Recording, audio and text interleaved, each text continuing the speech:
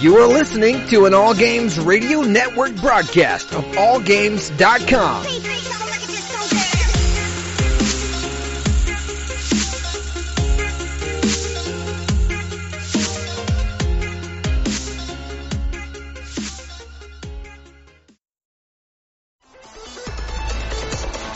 You are listening to an All Games Radio Network broadcast of AllGames.com. AllGames.com.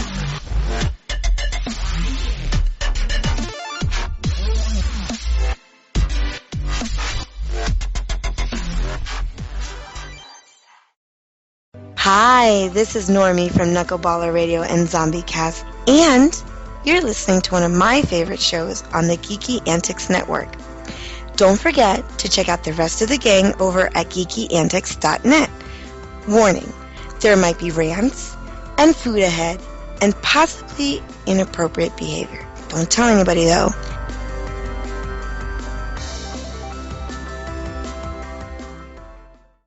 What's up, guys? Yomar here, aka Yogizilla. I just have a real quick call to action today. If you want to support the Geeky Antics Network, it's a really simple thing you could do. We give you a few links, and all you gotta do is click on them, share them, like them. You do all the social media stuff. Ideally, buy something, but it's not required of you. Of course, this is just a way to help our sponsors out and help us pay our bills, and we just humbly ask that you share these links as much as you can. No pressure, but we would greatly appreciate it. I mean, we get it. Lots of people don't have money these days, disposable income, what is that? So donating is not always a thing, but clicking links and sharing stuff on social media, I think everybody could do that. So the links are very simple. They all start with geekyantics.net/whatever, right? So one is geekyantics.net/shiny prints. The other one is geekyantics.net/weddings, and then we have geekyantics.net/Martin Septic. And if you just share those and tell some friends, check them out, see what's out over there. And if you like what you see, definitely spread the word. I'm sure you know at least 5 people that might be at least mildly interested. And we'd greatly appreciate it. Thanks so much, guys.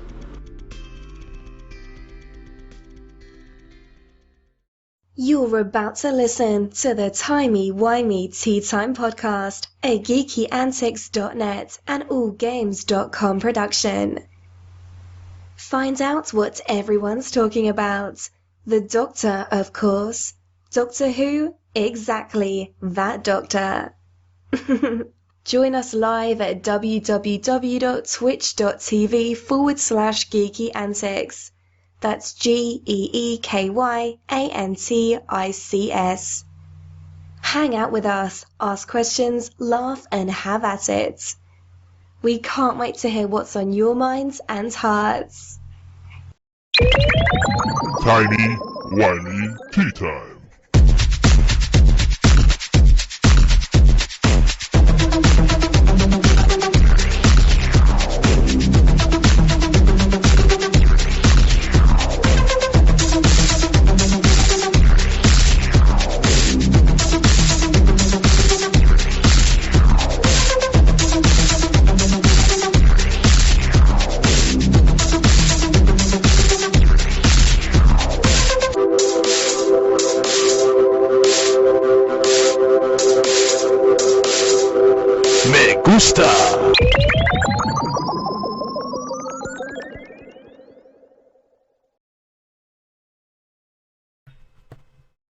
Greetings and welcome to Timey-Wimey Tea Time, where friends gather to talk about all things Doctor Who, sci-fi, fantasy, zombies, creativity, and geekdom as a whole.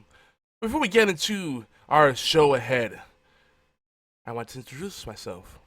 We usually have more people to introduce, but I am solo today, and it seems like it's going to be an ongoing thing. But no, I'm not salty, I swear. But I'm Yomar Lopez, known throughout the interwebs and sometimes the Whoverse as Yogizilla. Friends IRL call me Yogi. And as our old friend Sam Farina has been known to say, I'm a gamer, a dreamer, an author of silliness, a disgruntled techie, a wild-eyed entrepreneur, and a fistful of happy emojicons and sunshine. I ride into the battle upon a glittering My Little Pony, and out of my mouth come laughing stories of peppermint and ginger. But above all, I hope that we can become friends as we embark upon a journey through time and space, the human condition, and merriment/bantering. And you'll have to excuse the background noise. Our dogs, of course, are on cue. It seems they always get provoked when I'm podcasting. They'll be quiet the whole day, and then they just start barking. Yep, that's what they do. That's the world of podcasting. That's part of the fun. So I might have to consider scheduling this show at a different hour because I just can't seem to get people on here in the afternoon for their live show. For and this is what people asked for. Said, hey, Saturday at noon would be perfect. This is what people said, like, overseas, and this is what people, that's what the survey showed. So we did that. Now we're all the folks that wanted the show at noon. So we may be considering a later time. I'll have to run it by Derek H over at All Games because the live stream happens over there as well. And maybe we'll be part of the Horrible Gamers block. I know they do their show at 9, I think, 9 Saturdays. So maybe we could come in at 7, maybe a little sooner. We'll see. Yeah, 7 could work. That's why I have to make sure I don't go overtime. But folks, welcome new and old friends alike. Today is March 19th, 2016, and this is episode 48. Episode. What's that episode? Is that like a Battletoad reference? Battletoads is supposedly coming back, and they're bringing Battletoads to season 3 of Killer Instinct. A little quick video game news there. Kind of excited about that. I love the Battletoads. Almost as much as I love the Ninja Turtles. There's something about it, I don't know. But today we do have lots of gaming talk, and I'm foaming at the mouth to talk about Tom Clancy The Division with everyone, which is basically no one at this moment. So I hope that you'll join us. If not, it might be a short show, and I don't want to banter too much without a little feedback, a little perspective beyond my own. So since we probably won't get to it during the show, at least not naturally, let's catch up real quick on The Walking Dead, because I realized ever since the show came back, even after the mid-season break, we haven't talked about The Walking Dead, and that's kind of been the one show that's not Doctor Who that we've been talking about here on TWTT, and we haven't been giving it enough love. And part of that, I feel like it's pretty well covered, and I haven't had people to talk with it about. That really helps, having that dialogue. It really keeps me accountable, keeps me engaged. But The Walking Dead has been just really, really great, especially ever since it's come back from the mid-season break. They're just firing on all cylinders, and I don't want to get too spoiler heavy. Actually, I won't say anything. I'll just say, wow. Of course, the big talk right now is, since they already showed us that they're not scared to take risks, and they are kind of coming back more to the comics, in the storyline there, because they were deviating a lot from that before. They introduced Negan, sort of, kind of. Spoilers. If you're not caught up on her, I'm sorry. I'm sure somewhere else on the internet they've spoiled it, because people often assume that everyone's always watching the shows as they come out, and that is, unless you have cable TV, which that's not much. That used to be the thing, like everybody had cable television, but now it's actually, if you have cable television, you're kind of in a minority, I feel. Most of my friends, they stick to Hulu and Netflix and all that kind of stuff now. But, people still assume that you're caught up, like the same week, if not the same day that the content comes out. And then social media is just filled with spoilers, so we try to keep things spoiler light here, and we usually will give you a heads up. But big talk is, who are they gonna kill off? That's kind of what The Walking Dead usually devolves into. Who are they gonna kill off? Some people are saying it's gonna be Glenn. Some will say it'll be Daryl. We know it's not gonna be Rick Grimes. I'm gonna go with one that the choice I really don't like. I don't like those other choices either. If I had to choose between the two, I don't know. Glenn's had a lot of close calls. From a storytelling perspective, it'd be kind of lame if he dies now after surviving so many close calls. And after Daryl's been There's so many things they're building up for Daryl. I don't think that's gonna happen either. If I had to choose one, man. And then Glenn has a baby coming. Ugh. I guess I'd pick Glenn only because I met the actor, and I like Norman Reedus better than Stephen Young. Norman Reedus is just a lot more approachable and friendly. Just a real all around nice guy. Not that Stephen Young isn't, but I didn't find him as engaged with the fans.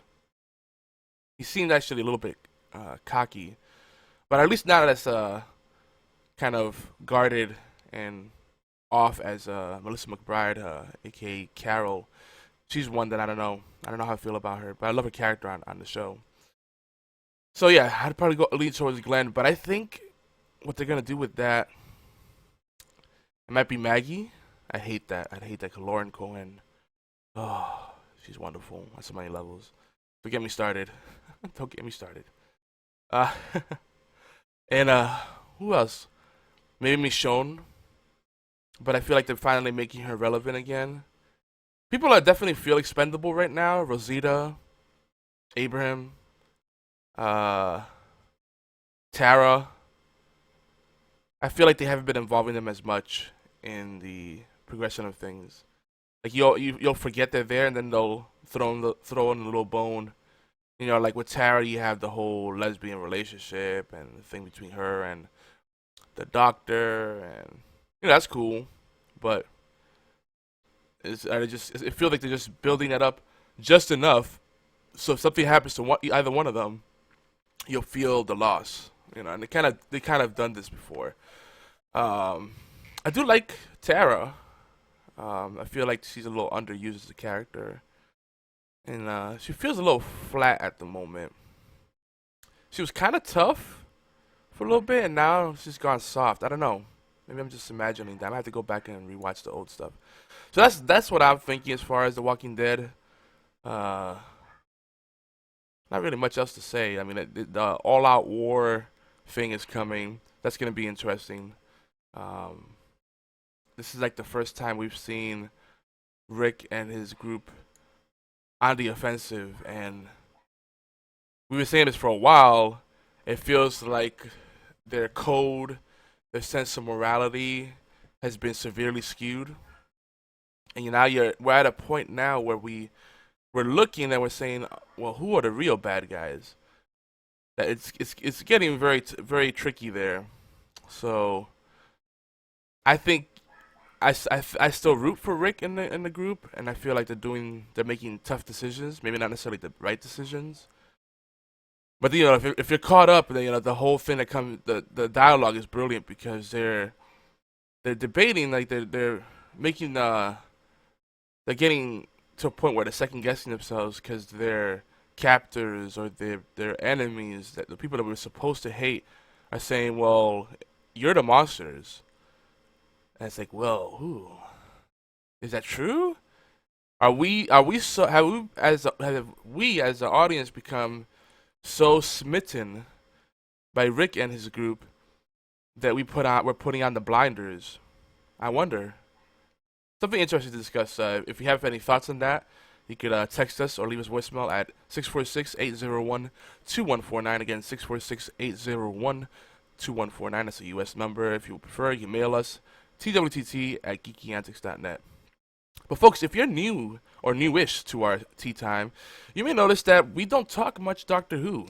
That's because this show has evolved into more of a platform for just kind of deep conversation about anything, deep yet casual conversations about anything geeky or creative. That's saying a lot. We basically go deeper than we would on our other shows. We go deeper on video games, sci-fi, fantasy, fandoms, and the creative process. That's something that we go back to a lot. We banter a bit, but probably a little less than we do on our other shows. And there is a lot of overlap between TWTT and the other Geeky Antics flagship shows, but we keep it clean. And I think what we do here, we approach the topics more from a creative, perhaps nerdy perspective. Yeah. That Entire Claw brings up a good point. That when there isn't new Doctor Who, there's not much to talk about. And in the past, what we've done is gone back to classic Doctor Who, or we'll do character profiles. You know, we did the Doctor Who flashback.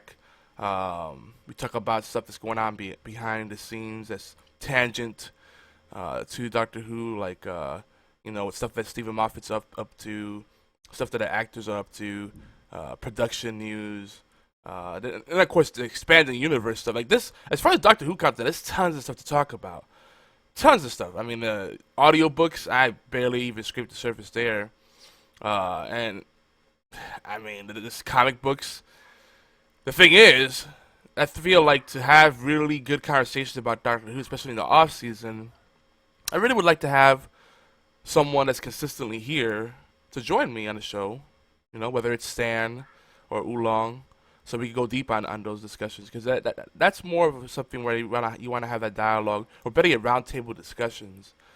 So if you want more Who, folks, you can send us your topics, or just consider joining us as a co-host. You can be a co-host on rotation, so you don't have to be there every week, but you can be part of a rotation host. Maybe you have a circle of friends that you all love Doctor Who, but you can't commit to a weekly or bi-weekly show. No problem. So you can all come over and join us, and we'll talk about Doctor Who and everything else in between. And everyone really is welcome on Time Mommy Tea Time. Heck, you know what? You don't even have to be a co-host. You could be a guest or a guest host. Try it out, see how you like it, and then we'll take it from there. I think there's something very special about podcasts, and I know I'm always kind of on the soapbox talking about podcasts, but I feel like, I love writing. And if I had the time, and if it was as productive and as easy to do as podcasting, I'd do a lot more writing than I do currently. I do more writing than I do podcasting, but I don't do as much as I would like, if that makes any sense.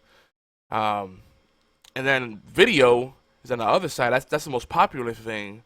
But with video, you have to be fully engaged with it. You can't really, well, some people do. There are a lot of people that will watch a video in bits and pieces or while multitasking. But I like to actually focus on the video. With the podcast, it's a sweet spot where you can enjoy it. You don't have to be fully engaged with it, and you'll still pick up on things. And there's tons of, replay value, so to speak, of going back and catching the other things you may have missed. And it's a lot more engaging. I feel it's a lot more intimate. It's something special about it. It's a lot more respectful of the content creator's time as well as the consumer's time.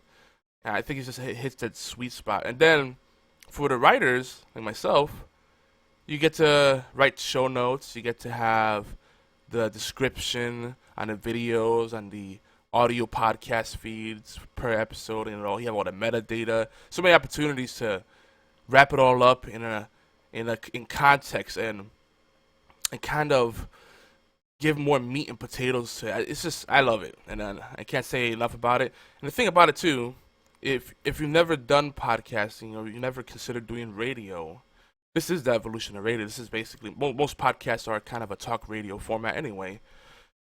But then there are shows that are more topical. But anyway, the thing is, anybody could get into podcasting. I like to think anyone could get into podcasting. There is a higher barrier to entry from the production side and just producing, leading, kind of steering the ship in the right direction, so to speak.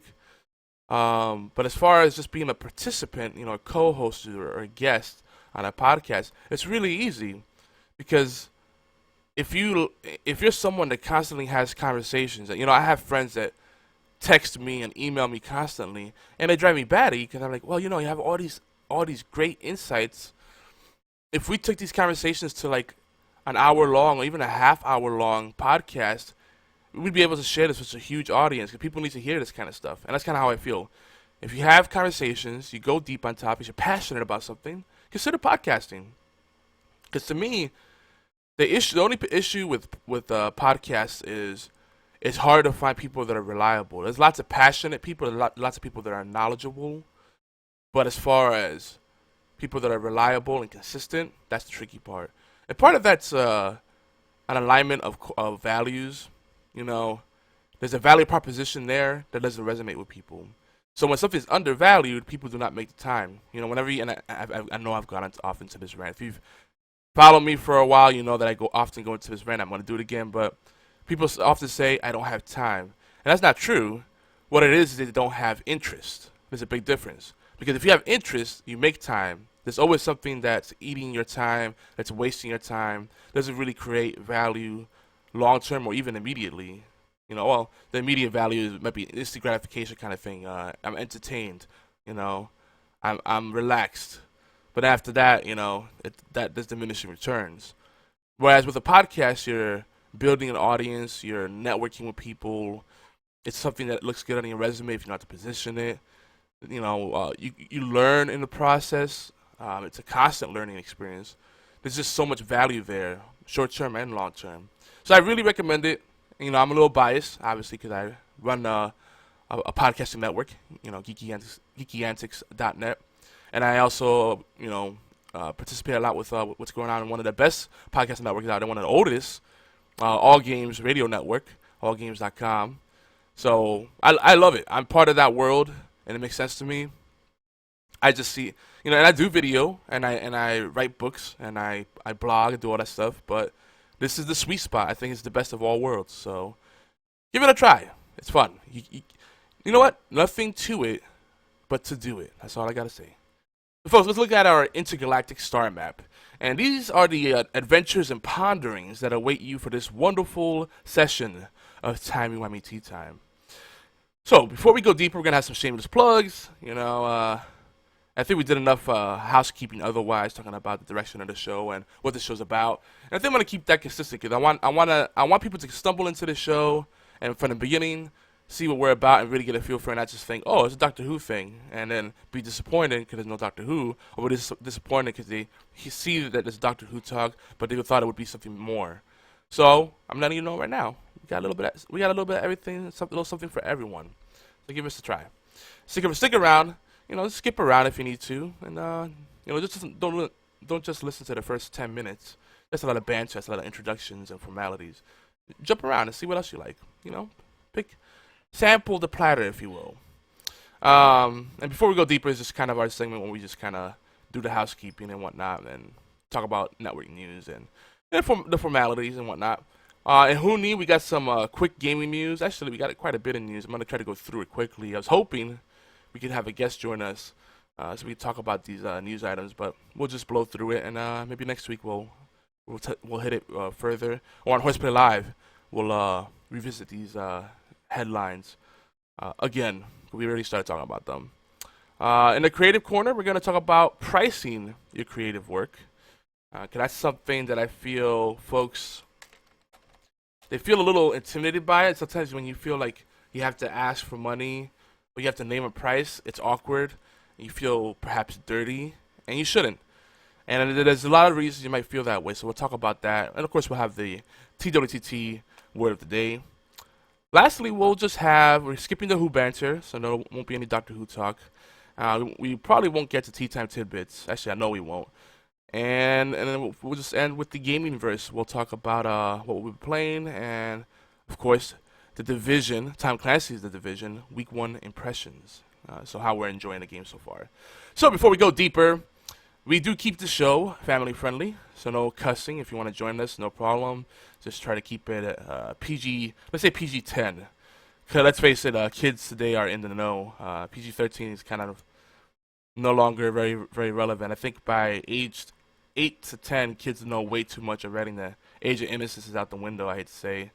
You can thank the internet for that, or you can thank, you know, parents that are on autopilot. A lack of good role models, because as a parent myself, I run into so many teachers, so many athletes, so many people of fame that just don't take their responsibilities to heart. They just they don't realize, like, I serve a vital role in society, so I really should inspire and help shape the future of the world. And look who it is. That seems valid. That seems very valid. I knew you were going to chime in. What's up, bro? We got Oolong here, a.k.a. Fatal Blades. Made it just in time. telling you, piece by piece, fine-tuning and calibrating that TARDIS, man. I'm getting closer. I was totally channeling you because I think at the top of the show, I said at least 10 times, if I only had a guest, we could really talk about this topic. Man, I wish there was a guest here. I wish I had a co-host to talk about this stuff with. I was wondering why the telephone on my police box kept ringing. That was totally me. Actually, I sent Tiger Claw to call you because I had to stay focused. I can't really multitask like that. But as I sip my coffee, I want to know real quick. Are you caught up with The Walking Dead? So what had happened was... I actually have all the intentions to do that. But there's this thing, right? And it's called The Division. And I had all the intention of set out to catch up on Walking Dead. And then I blinked while playing The Division. And here I am. How's it going? We are going to go deep on a Division. So that's a good thing. That's where your head is at. And again, for those of you that have been around since the beginning, I apologize. We don't talk as much about the TV show fandom side of things. We're kind of more about the video games now. And hey, I still talk about the TV fandom. I'm just really upset because Supernatural seems to be on yet another break. So I haven't gotten a new episode of that in like 2 weeks. On the bright side, Once Upon a Time came back.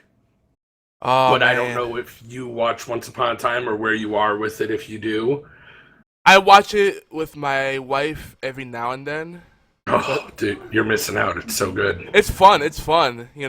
Like what I like about it is every time I jump into that show, I don't feel left out. Like I know there's a lot of things that I would probably appreciate more if I did watch all along. But I'm like, oh, that's Mr. Gold. I remember him. And that's Peter Pan. And I like it for the same reason that I love Stargate. Like they take existing mythos and make it their own. So I really love that concept. It is really cheesy though. If you're ready to break it down, like did you just see that one scene in one of the recent episodes where I forgot who the two characters were, and this is where my newbie status comes into play. But it's two people were looking for someone in the forest, and they came from a certain direction. They found something. They said, "Oh, he went this way," and then they went back the direction that he came from. So my wife's like, "You just came from there." I'm like, "Yep, that's bad editing. That happens." Now, see, one of the things I'm gonna say, and spoiler alert, if you're not caught up on Once Upon a Time, plug your ears for about 20 to 30 seconds.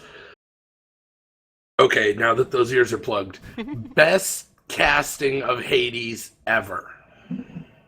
Oh, better than Lost Girl? Yes. Oh, so that's what we never got to talk about.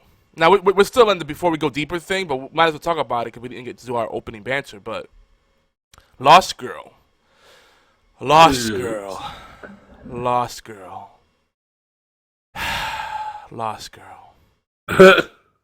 Nah, if my sigh wasn't obvious enough, what happened with that ending? Like, you had, what was it? They had ordered, it was like that, they knew they had 12 episodes to wrap it up, right? It was like 12? It was like, was it 12? I thought it was like 6. You're right. It might be, I think it was 6, so it made it even worse. And one of those 6 episodes was a filler episode. And you talk about Naruto. Total chuff. Dude, you talk about Naruto filler? That was the worst filler I've ever seen. Like, it was cool. It was like... Believe it. God, that's just... It's in my brain now. I can't get that out every time someone says Naruto. But, dude, check this out, dude. This is what's crazy about it. Like, you know how Supernatural always has, like, that fun episode each season? That's like, it doesn't really have anything to do with anything else going on. It doesn't really keep the story arc moving along, but it's still good, cool. Mm-hmm. Like, they did the fan fiction episode, they did, like, the musical episodes, and all that kind of silly stuff. And that's cool. But you don't do that when the show's about to end and you only have 6 episodes to wrap it up. So they really only had 5 episodes, and this is. I was like, man, this is a really cool episode. But why? Like, and it was like what was it? A Wizard of Oz type of thing, right? Mm-hmm. Oh man, like that show fizzled away. I honestly think somewhere the writers were just sitting around and they're like, okay, we don't have any time really, so let's close everything as quick as possible. And they wrote it out, and then they're like, oh man, we only have 5 episodes. Put in a Wizard of Oz episode. That's brilliant. Supernatural did it. Let's do it. And then they put in that Wizard of Oz, and it was a filler because I think they honestly just wanted to kind of drive the ending as fast as they could, and so they had to put a filler in when they realized that they wrapped it in 5 instead of stretching to 6. Oh my! No, or maybe it was their Hail Mary. They figured maybe they hoped that, I don't know, some of the fans would really love this, and somewhere out there there's gonna be someone with money and it's gonna pay to like bring the show back or something. I don't know. It's like maybe Hail they're Mary. looking for their own Serenity. Maybe they want just that movie. That's possible. You know, that could work. Like, they might get a movie deal out of it. That's possible. You know, just like some little one-shot Lost Girl movie, kind of wrap some stuff. And the thing is, though, the strength of the show is that it's episodic. That's the thing. Can you really... Yeah, but like, could you imagine if they just did some huge, you know, just all-encompassing movie, episodic, just one huge ordeal that kind of just wraps everything together? They might be able to pull off it in the right hands. Sure, I think they could do it. But you know, there was a lot of. I'm looking through the notes real quick to see what we're discussing today. Okay, yeah, there's a lot of stuff there. And I don't know if it's here or if it's been talked about already, and I missed it. Time travel's a wonky thing. Wow, you see where my cursor's at? Where's your cursor at? I don't see where you're at. Where are you? It's like, where's Waldo? There you go. There you are. I see you. There you go. But I wanted to see, because I noticed something missing that was talked about, and I don't know if it's being discussed here. And it is fandom related. It's probably not then, unless this is in the news. Well, actually, all the news today is video game related. Then we got a creative corner. So we are not covering the potential for Harry Potter books set in North America. We are like a little girl. I did not bring that up yet, but that's actually a cool topic because I was just talking to my wife. She's a huge Harry Potter fan. Me too. Like, I did not like Harry Potter at first until she kept like making the point argument for it. She said that, like, you know, because I was like, well, it's such a simple kind of cliche story, you know. And then she said, but that's the beauty of it, the simplicity. You get to focus on the characters and get lost in the world. And I'm like, you know, that makes lots of sense. And then I just surrendered to it, and I love it. So, and also she would, you know, for a long time she would play the audiobooks while we're sleeping, and they would just get drilled into my head. You heard it here first, folks. Subliminal messaging, it's still a thing. It does work. And Jim Dale doing the voices, it definitely sells you on it. I think my favorite movie still is Order of the Phoenix, just because I loved Sirius Black. And I think that's the one that you see the most of him in there. But anyway, that's pretty cool. Like, so they're gonna do another like Harry Potter, some Harry Potter books, but it's set in North America. Yeah, it's the Harry Potter universe, but it is 4 books in the North American side of the Harry Potter universe. So like we always had little small hints and here and there about it, but now we're getting a full immersive 4-book, at least 4-book storytelling in North America. It's gonna be tricky. I think part of the charm of Harry Potter is that it's very British influenced, right? North America doesn't feel very exotic unless they go to Canada, maybe. I don't know. It might work. I mean, I'm interested to see what they're gonna do. One of the things that they kind of hyped is the almost like the magical CIA kind of thing. Ooh. Yeah. Yeah, so it's gonna be interesting. I think it'll be fun to see. Men in Black with wands. Right? So so we just gotta hope that J.K. Rowling steals her ideas from a good source this time. Keep it going. Ooh, I hit a nerve, I think. Okay. The crowd went silent. That's not me. Scowled. That's not me saying that, but you know how there's always rumors that like the reason she hasn't come out with new material is because she never came up with the ideas to begin with. Like she stole someone's manuscript and then just... Everyone likes to jump on J.K. Rowling under this rumor that she stole her material. And when Tarantino does a homage film that's 90% of someone else's film, everyone goes, he's a genius! I don't want to hear it. This is true. Well, if you think about it, I think the reason he gets so much credit is because he still does all these movies on a shoestring budget. Like, it doesn't seem like he ever has a big production house backing him. So it's like they always have this indie feel. Disclaimer. Yeah. Kids, anyone under the age of 18, do not pay any attention to the director I am about to mention. To everyone else, Kevin Smith does things on a shoestring budget that are original and innovative and smart and well done, and he doesn't get as much credit as Tarantino, who rips 90% of his stuff on a shoestring budget. I refuse to accept. I'm completely with you. And you know what? You know why that is? Because the movie industry is still very artsy-fartsy, right? It's always about... Artsy-fartsy is the best way I've heard of someone saying pretentious in a minute. Yeah, that's right. I put it out there. No, it's true. Because if you look at the awards shows, the technical stuff is always kind of just thrown in there, like, meh. You know, like, but it's always like, oh, look, it's highly stylized. Oh, it's brilliant. It's visually stunning. Oh, look, it's so thought provoking. Like you're looking at a painting, and I'm like, okay, but the story is kind of meh. Like, you know, someone, you know, it's like the joke, like independent film is always like they're always weird things. Like, you know, let's say someone can make a movie about a plastic bag being thrown up flown in the wind. Yeah, blown in the wind with like dirt particulates, you know, and nice maybe some Debussy in the background. Right, and everyone's like, "Oh, the social commentary. Yeah. I feel like I'm the bag," and it's like, really? You came from Kroger's just 20 seconds ago before I sat down. That's nice. Oh, and the bag doesn't have any branding, so it talks. It's really what it's really saying is that consumerism is about faceless entities. Wow! It's a blank slate. That bag could be whatever it wanted to be, like recycled. Right now, that bag is my heart. That's how I feel. And then you see it in a recycling center with a single flower growing up, and it just says Finn. That's about as pretentious as it can get.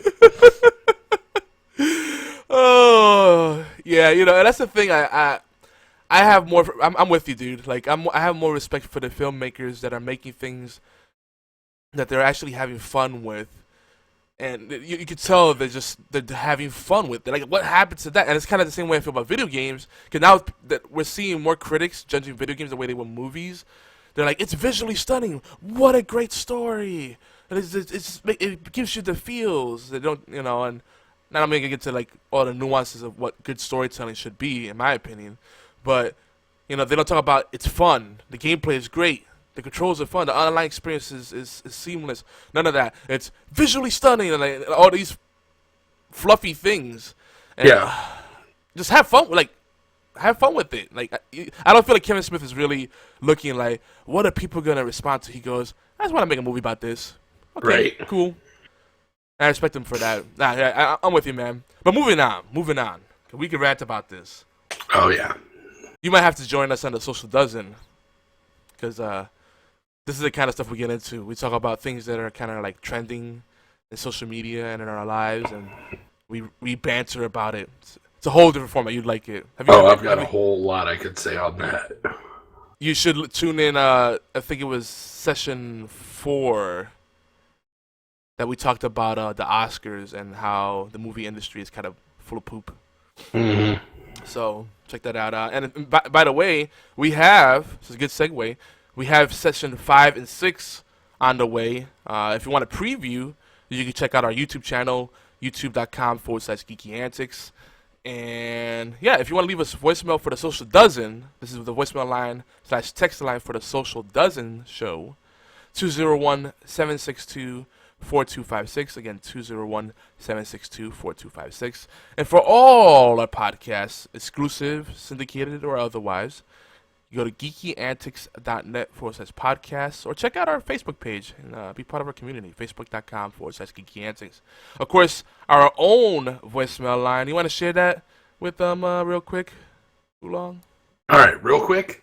646-801-2149. Done. I'm sure everybody caught that. All right, let's slow it down. All right, hold on.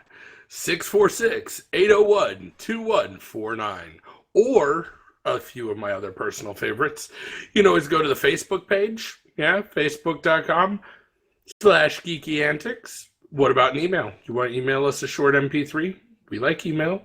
We haven't given up on it yet. Still faster than snail mail. You just send it on over to mail@geekyantics.net /TWTT@geekyantics.net. Both fully viable options. Indeed. That's right. Of course, we like hearing all of your comments, your voicemails, your beautiful voices, comments, pretty much anything. Like, I'll listen. You guys want to gargle salt water for 20 minutes on a voicemail? Believe you me, I'll hear it. So that's probably that will make probably Yogi listen to it. Either way, yeah. Let's go, guys. We'll probably play that on Horseplay Live. Probably not on this show. I don't know if that our audience will respond to that. I mean, come on. Someone might take you up on it, though. This is the internet. I'm all for it. Go ahead. Challenge accepted. I will have him forward it to me. I'll listen to it. If you want to, you can hum a national anthem. I'm up. Go ahead. Send it. I'm listening. And you know what? What about iTunes? How do you feel about iTunes? I like iTunes. I think if people wanted to leave us iTunes reviews, I'd be more than happy to read those as well. It's kind of cumbersome. To kind of get into it. It's not the most user-friendly basic stuff, but if they put that extra effort, I'll definitely take any time out of my day to check that, because I know they went through all that trouble. I'm sure you will too. Absolutely. And what boggles my mind is that I see the numbers, and this show gets a lot of downloads, and for a while we're getting tons of YouTube comments. It was probably our most commented show. But when I look at iTunes, still nothing. And that tells you something. Because people like the show, they don't like iTunes. It's not the best platform to really leave all those. It's kind of like back when YouTube was still with Google Plus. Like, a lot of people didn't like doing the whole, let me get a Google Plus, let me log into my Google Plus, let me leave a comment. It was just annoying, and so when people did it, when there were videos up from the Google Plus thing, that was another one of those you had to read every comment, because someone went through a 7-minute verification process. Even if it was a trolley comment, you had to read it. They went through 7 minutes of junk just to tell you whatever it was. Yep, I'm with you. Yep, Just saying. That's dedication, I tell you. So it is. I prefer a live feed review, because whenever I leave tons of iTunes reviews, and I have to make an actual effort. I load up the iTunes app because they kind of force you to use their own software. Doing it through the website, oh boy, don't get me started. And I just make it deliberate effort. I'm not just gonna be like, "Cool job, dudes." I leave a real review, and then they're not automatic 5 stars. Sometimes they're 4 stars. Sometimes they're even 3 stars. I mean, I'm even good if someone wants to leave constructive criticism. I'm more than happy to listen to that. Hey, you guys rant quite a bit. Have you thought about cutting down? I will listen. I will take that into consideration. Why? Because you've gone through the motions to voice a constructively criticized comment. Yep. Yeah, we're bad for each other because we just encourage each other. See, Stan used to keep me in line because he was all about having the talking points and sticking to them. Oh yeah, no, if I'm supposed to be the measuring stick for order, anyone who's read the show notes knows that ain't happening. Right out the window. But you know, I think I like what we've evolved to. It's a lot more casual. We still go deep. We still go really deep. So we're still true to the brand.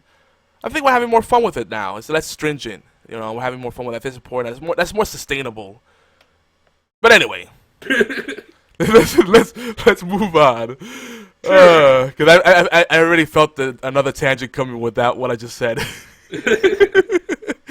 So we're still doing the Steam gift exchange. That's an ongoing thing. If you look us up on steamcommunity.com/groups/geeky antics, that's our official Steam community group, or you can look up horseplay or geeky antics. Either one of those keywords should bring up our Steam community group. You can plug in there. You can plug on Facebook, all the things we mentioned before, and we might send you a gift. We might send you a random game so you can play with us. You know, and then you know when we do get random gang nights, which are Geeky Antics community gaming nights. We might say, hey, who has this game and who doesn't, and then hook you up there. So lots of stuff that's ongoing and that's made possible with people donating. People that kind of like buy a massive stockpiles of games and then just hoard them and then say, hey, I got extra copies of this. Here you go. So we appreciate that, and stay tuned. You never know. We might send an email out if you're subscribed to our mailing list, and you might. Reminds me, I do have a couple of other things to add to the game exchange. Yeah. So right now we have Dungeon of the Endless, Torchlight 2, the original Incredible Adventures of Van Helsing. They now have the final cut, which I think combines both games, all the content, and then it's like a HD remastered version, like the definitive edition. Yeah. That's $44 right now. That's on sale. I'm tempted though. It's a good game. It's like the Game of the Year edition for games that don't get Game of the Year.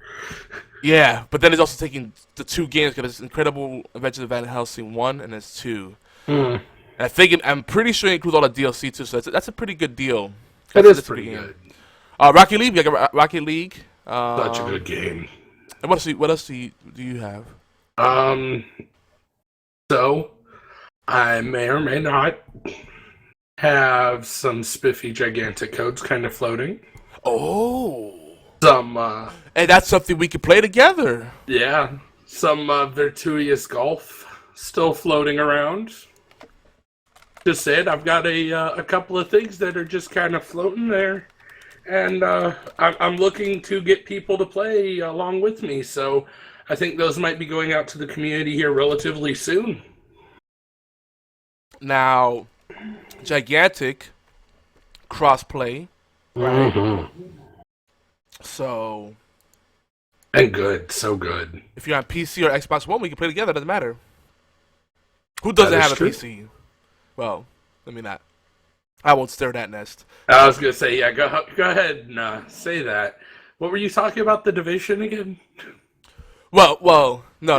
We won't get into that rant, but yeah, we will. I often foreshadowing, folks. Often on the console, I'll tell my fellow console gamers, I say, hey, just get on your PC and check out the Facebook page because you get more options if you check it out from there rather than using an app.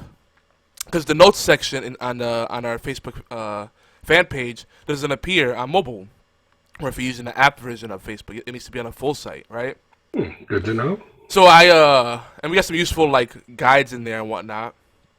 And interestingly enough, you assume that everybody has a PC, but now as these next gen consoles become more like PCs in themselves, I'm running to a lot of people that I say, oh, just put on your PC. I don't have a PC. Like, what?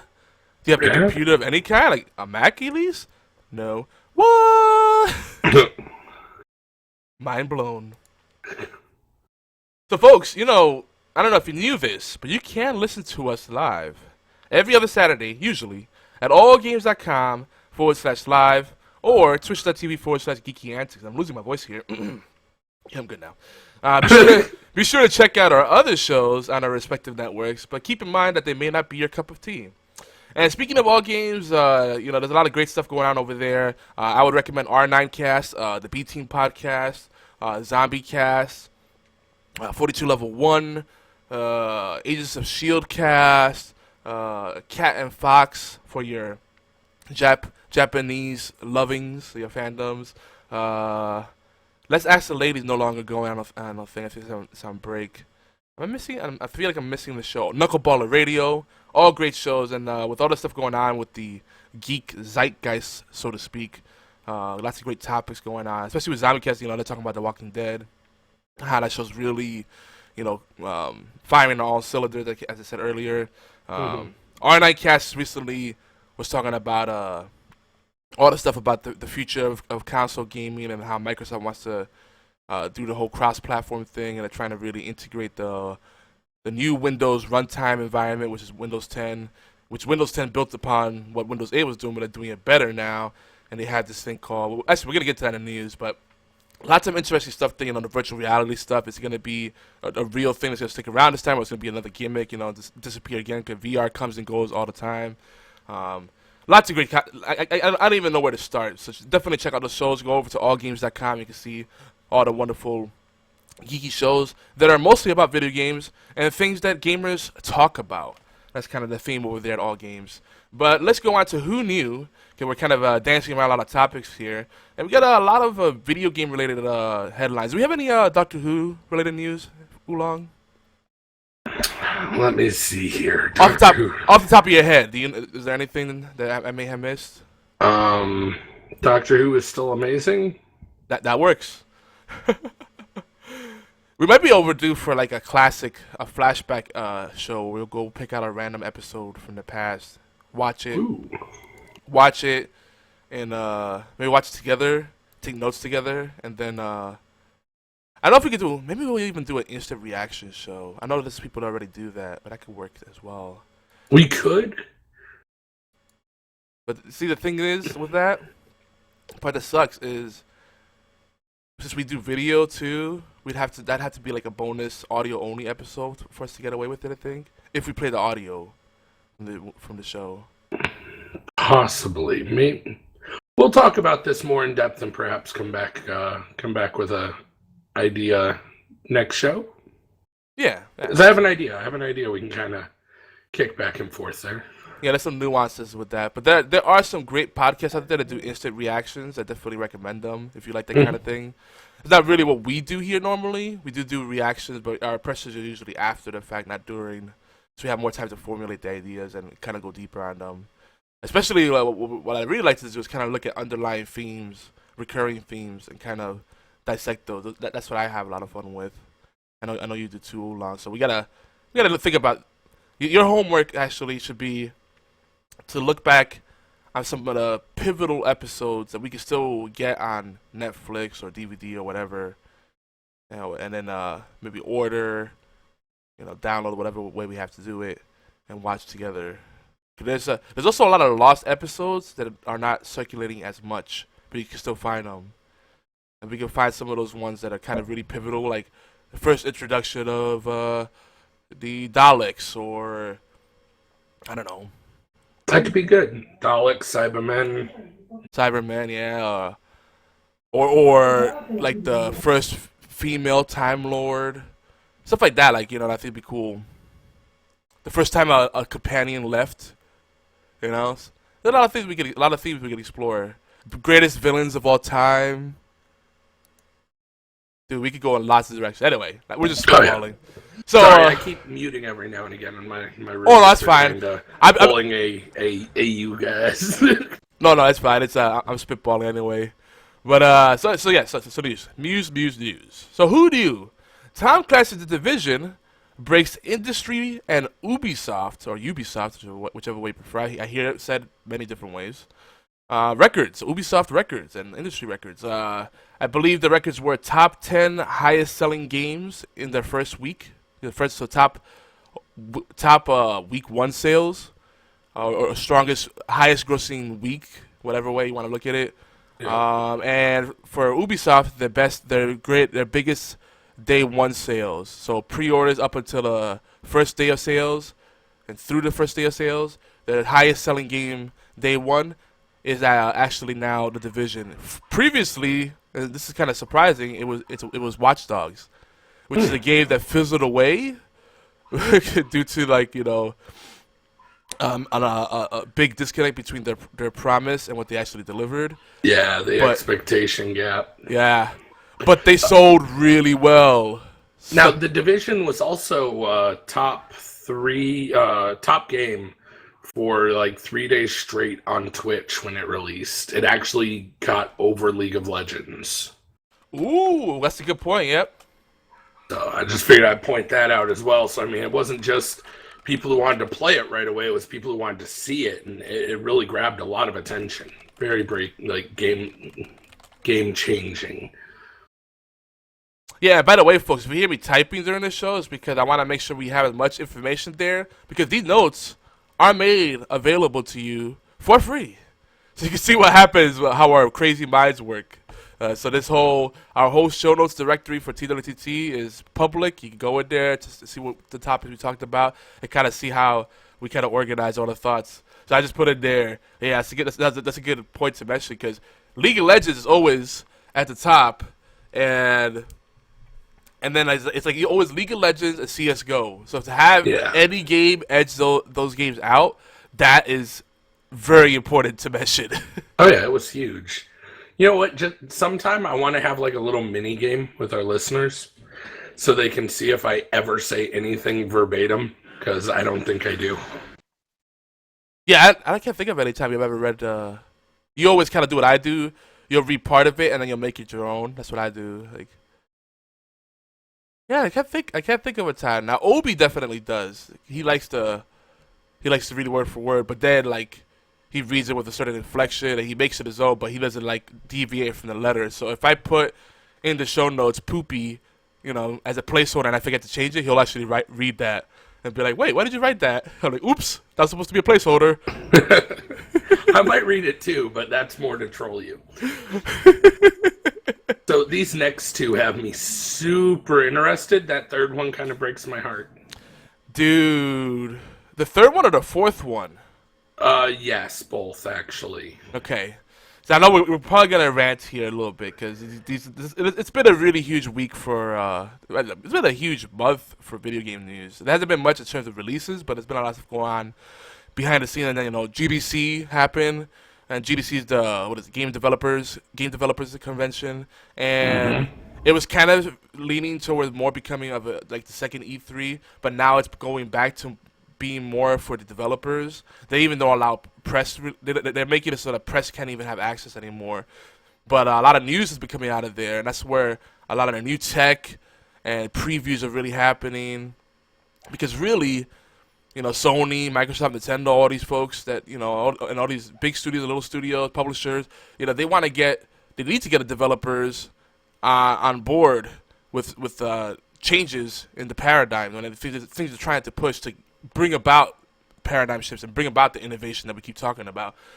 So, of course, one of those things that we're hoping, because the agent of change, which I personally don't think it will be, is VR. And PlayStation VR released an official price. So Sony released a price at the GDC. This is PlayStation VR was formerly called Project Morpheus, and Project Morpheus is going to be retailing for around $399.99. But here's the catch: you also need a camera. And you probably want a one of the Move peripherals, because a little mini baseball bat so you can beat up people with it. So I find this funny because all the Sony fans are super excited about it, and I have to be that guy and say, weren't you the guys that are making fun of the fact that Xbox One required to connect? Right, and I remember when the iToy crashed so horribly in every market they've done, and that the Move was basically never used. Like, people are like, oh, they're trying to be the Wii now. Oh yeah, exactly. The Kinect actually is a really powerful bit of kit, and if it got more, or if it gets more third-party support, it'd be wonderful. I enjoyed the games I played on the Kinect. It was a really fun experience. Of course, there's too many variables involved, because you have to have a living room that is X amount of size. So a lot of people might have the room, but they don't. But they have stuff in the way, so they have to rearrange the living room and have the camera positioned in a certain way, and then not have people constantly trying to jump in front of them and stuff. Like, there's too many variables. So this is why I feel like people getting excited about virtual reality, but they on the heels of making fun of Kinect and other gimmicky tech, it cracks me up because I'm like, this is something where it's very niche. You have to have there's a lot of prerequisites. It's even a higher barrier to entry.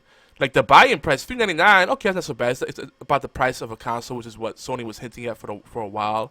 But you need other things, all right. So this might be the most accessible way to get into VR, because on the PC side, to do what's the Oculus or the Vive, right? Yeah, the Rift. The Rift, yeah. You need the Oculus Rift, and Steam has one. Isn't that called the Vive or whatever? Isn't there another one? There is. There's a few actually right now. Like, it's a big time where a lot of people are kind of incorporating theirs. Well, I know Samsung has the Gear, and that's for mobile VR. That's really accessible. Right. And there's Google Cardboard, which is really super affordable VR. Everybody jump in the bandwagon for sure. But as far as like the really core experiences, Sony might have the cheapest one to jump into, because with the Oculus Rift, you need a computer that can handle it. And then you need the peripheral, and that's gonna be it's not gonna be $399. I forgot what the price they said was for that. Then on the flip side, something that I'm personally more excited about, because I really don't care too much about VR. I rather they work on the core experience. They need to get that right for video games before they start making gimmicks. And we're not there yet. Fix problems with digital distribution. Why are download times so abysmal? It's crazy. But this Microsoft HoloLens, I think augmented reality creates more opportunities to enhance the core experience rather than just making kind of a gimmick. But the Microsoft HoloLens is being marketed as a commercial use thing primarily. $3K to buy into that. Now, where did that number come from? Like, do you have an article for that? That was from a press release I got, and I don't have it in front of me now. See, because when I originally heard, I thought they hadn't named their price for the HoloLens, but $3,000 I believe was for the development kit. The dev kit I thought was $3,000. That might very well be true, because they don't have, like I said, this is a commercial use thing. So commercial use would be akin to also developer use, early access, not a wide consumer market. So it's very possible that they can make a streamlined model for the mass market, but it seems like they are leaning towards just catering more for the commercial uses and the applications thereof. Like Microsoft is not trying to really push the gaming applications of it. And I don't know that Minecraft. That was cool. Now, see, I won't lie. The only reason I know so much about HoloLens is I'm actually contemplating spending the $3,000 because I have a game I want to develop for it. Just because I've followed the project really closely now for about a year and a half. And I've thought about things I would love to do with it after, especially, like, I don't know if you ever saw the shooter, like the living room shooter demonstration they did. Yep. Where, like, the robots would come out of the walls and stuff. But it gave me a couple of really fun ideas of things I'd love to do with it. And I actually thought about getting a dev kit, which was going to cost about $3,000. See, this is what's interesting about it, too. It's kind of the reverse of the model, because, what usually will happen is with dev kits, like, they'll try to give them for free to select developers because they want people to develop for their platform, right? Without software, you're not going to sell units. But to charge so much for a dev kit, that's something that just not everyday people. It's not something that just anyone off the street is going to be able to buy. That's $3K is a bit of a buy-in, even for a small business. And for an individual, it definitely is. So it's interesting because really with this kind of stuff, you need the third-party support. I wonder if, I guess you can't really eat $3,000 costs, right? But right. It's just interesting. I said we should probably talk about the other side of things here because it kind of ties into this. Rocket League is out on the Xbox One, and Microsoft wants to make it cross-platform, not just between Windows 10 and Xbox One, which is they're doing the whole shared infrastructure there. And we'll talk about that in a little bit. But they want to play nice, and I know the Sony fanboys will go, oh, but they shot this down before. They could have done it with Final Fantasy, blah, blah, blah, blah, blah. Okay, but we're not going to talk about that. That's water under the bridge. They with Phil Spencer at the head, he wants to make it more open. He cares more about the consumer experience, and he doesn't think the console wars is relevant anymore. He just wants everybody to have the best experience possible and give the consumers, the developers, the publishers the choice at the end of the day. So they're exploring the model for cross-platform across all consoles, not just PC and Xbox One and other consoles. So Sony seems to be now Sony seems to be the one that's a little hesitant. I think they're down to do it, but it really comes down to the publishers and the developers. They're the ones that really have to determine, is it really worth them investing the time to develop, within that framework in order to make that possible. Because essentially what it would have to be is, and this is the next bit of news, this whole thing with the UWP we hinted upon earlier, the Unified Windows Platform. And it's basically based upon the Windows 8 point whatever. I think it was Windows 8 point. Since Windows 8 came out, they already had the Windows runtime environment. It's kind of like Java runtime. It's its own, I don't want to say interpreter, but it's its own environment, its own runtime environment. RT, let's call it RT. So the Windows RT has been built upon and evolved into the UWP, and the whole idea is you'll be able to play the same software across multiple platforms. It'll be hardware agnostic, so to speak, as long as it's developed within that framework, kind of like Java is. But people would have to actually develop in that language and within that framework. So it's a learning curve, right? People have to buy into it. So people are saying, "Oh, this sounds a lot like games with Windows." In a way, it is. But Games with Windows was like its own. It was a shell within a shell. You had to try to get people that were already inside of one ecosystem to go inside of that ecosystem. Try to get every consumer to do that. So you had to log into it, and there's so many barriers, there's so much friction, right? Here is if it's developed that certain way, it's just a matter of buying it on your Xbox One or buying it on the PC, but you have to buy it through Windows 10 Marketplace. That's where it gets tricky because I don't know if anybody heard about this thing called Steam, but it's kind of popular on PC. It is. It's a thing. It is a thing. So I don't know. You have any thoughts on all this stuff? I know it's a lot to take in. I think it'd be huge. I mean, I know it's something that gamers have wanted for a long time. A lot of people have worried about it because of the whole, because you have an Xbox One, right? You play your Xbox One. I buy an Xbox One because I want to play with my friends. But now you have an Xbox One, and I'm like, well, I might get a PlayStation because I want their exclusives. But now I can play my games with you anyways.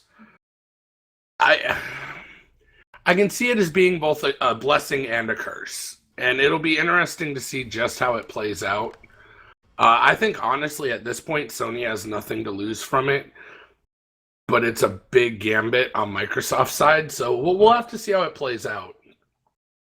Well, if Sony says no, it looks bad on them. Their fans probably won't care because, to an extent, I would say most console gamers really like the console where they like feeling like they made the better choice. It empowers them. So to make that, like you said, less relevant because now it doesn't matter what platform you choose, you can still play with all your friends. It changes the dynamic. But there's still going to be brand loyalties and there's still going to be preferences because I personally don't like I don't like the PlayStation controller. I just don't. And one of the biggest things for me though is as a competitive player, I love the idea that I could play if say the next Call of Duty came out and they're like it's cross all platforms. Well, I love it and I hate it.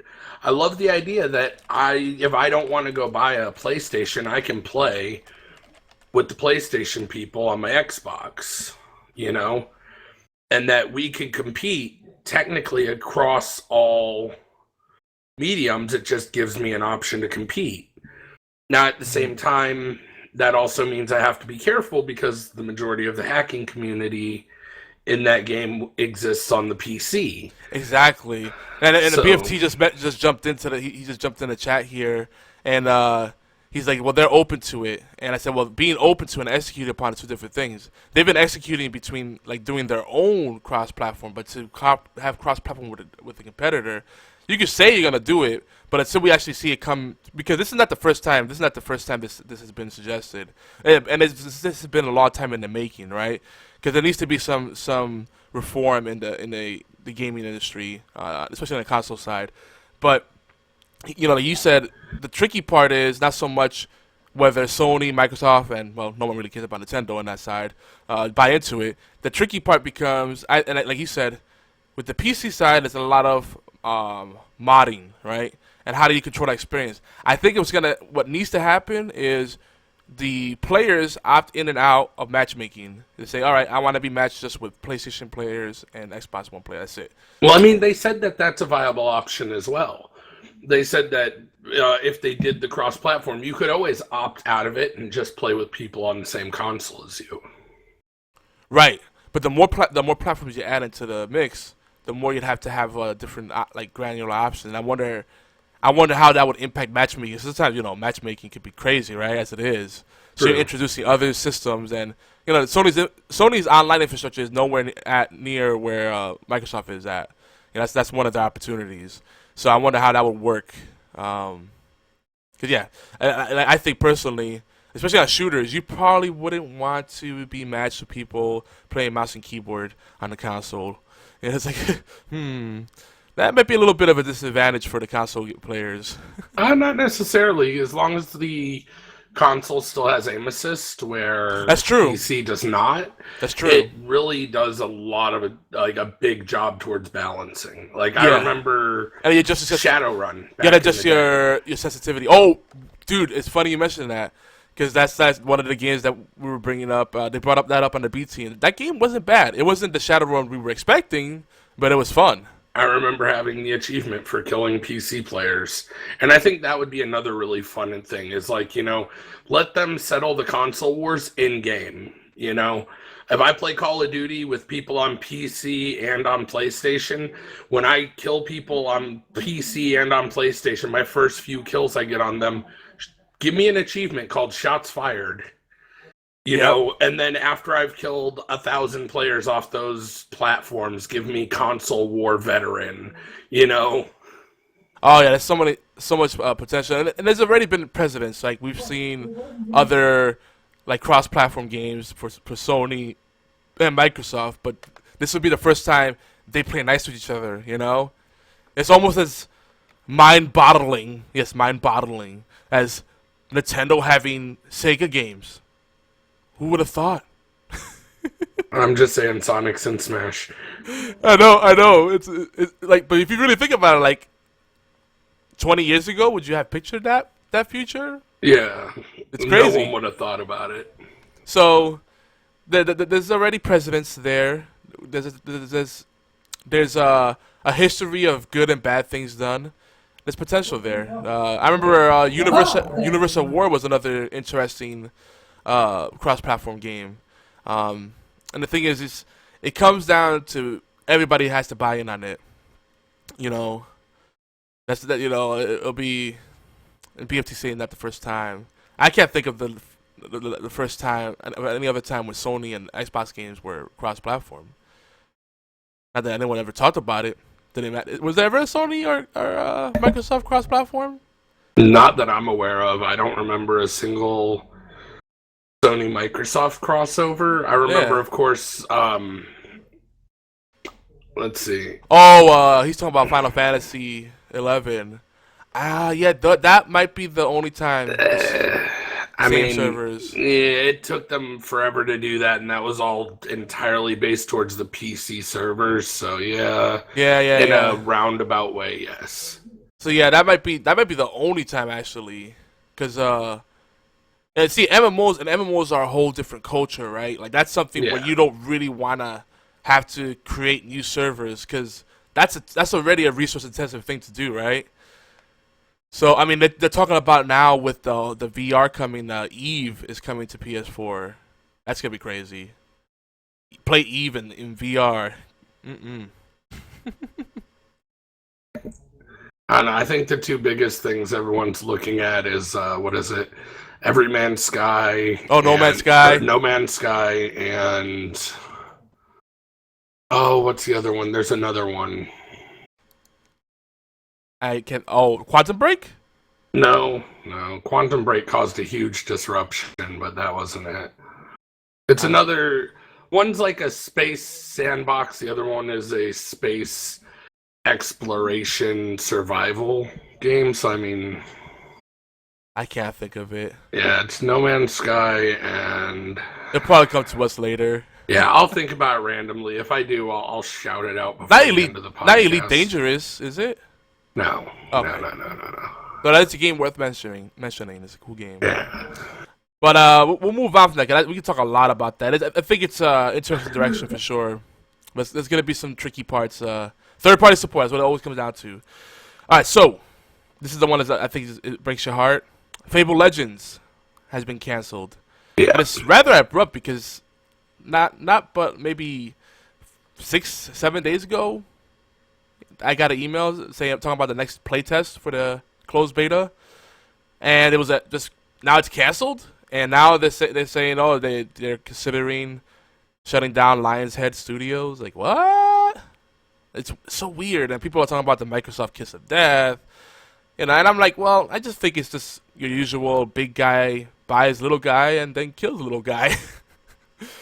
It happens all the time. It's not just Microsoft, but it's a shame because I think if anything, we need more variety and competition in the industry and less consolidation. Yeah. So I don't know, man. It broke my heart to hear about it because I was looking forward to this, and now it's just not going to happen. And it's not even like we got a reasonable explanation. It was just a, hey guys, hope you're looking forward to and it's gone. What? you know what I really feel like they set it up for failure. They had a very restrictive NDA. They watermarked the game so you wouldn't even think about screenshotting it. Because I was part of the closed beta and I can talk about it. It doesn't matter. No repercussions. Fuck it. Oop. Now I broke my own rule. Really? What? I know. We're so good. Wow. I should have just YOLO'd it. Tell me you wrote down the timestamp. I As long as did. it's not me. I don't care. Oh no, you're a bad influence. You show up, Yogi breaks the rules. It's over. Game did. over. GG. Apologies. We do keep this. I'll edit it out for the audio feed, so we'll keep that clean lyrics. But on YouTube, sorry, I'll just be Canadian. I'll be Canada. No, but seriously though, they set up for failure because they had that NDA in place, and then it's a closed beta. Yeah, a closed beta creates more urgency, right? It makes it feel like you're part of an exclusive club. But you have an NDA on top of that. You're excited about playing the game, but you can't talk about it. So where's your buzz? I just don't get it. I think it was a terrible thing. And then limited play sessions. I think their play sessions were the longest play session I was a part of lasted about 3 to 5 hours.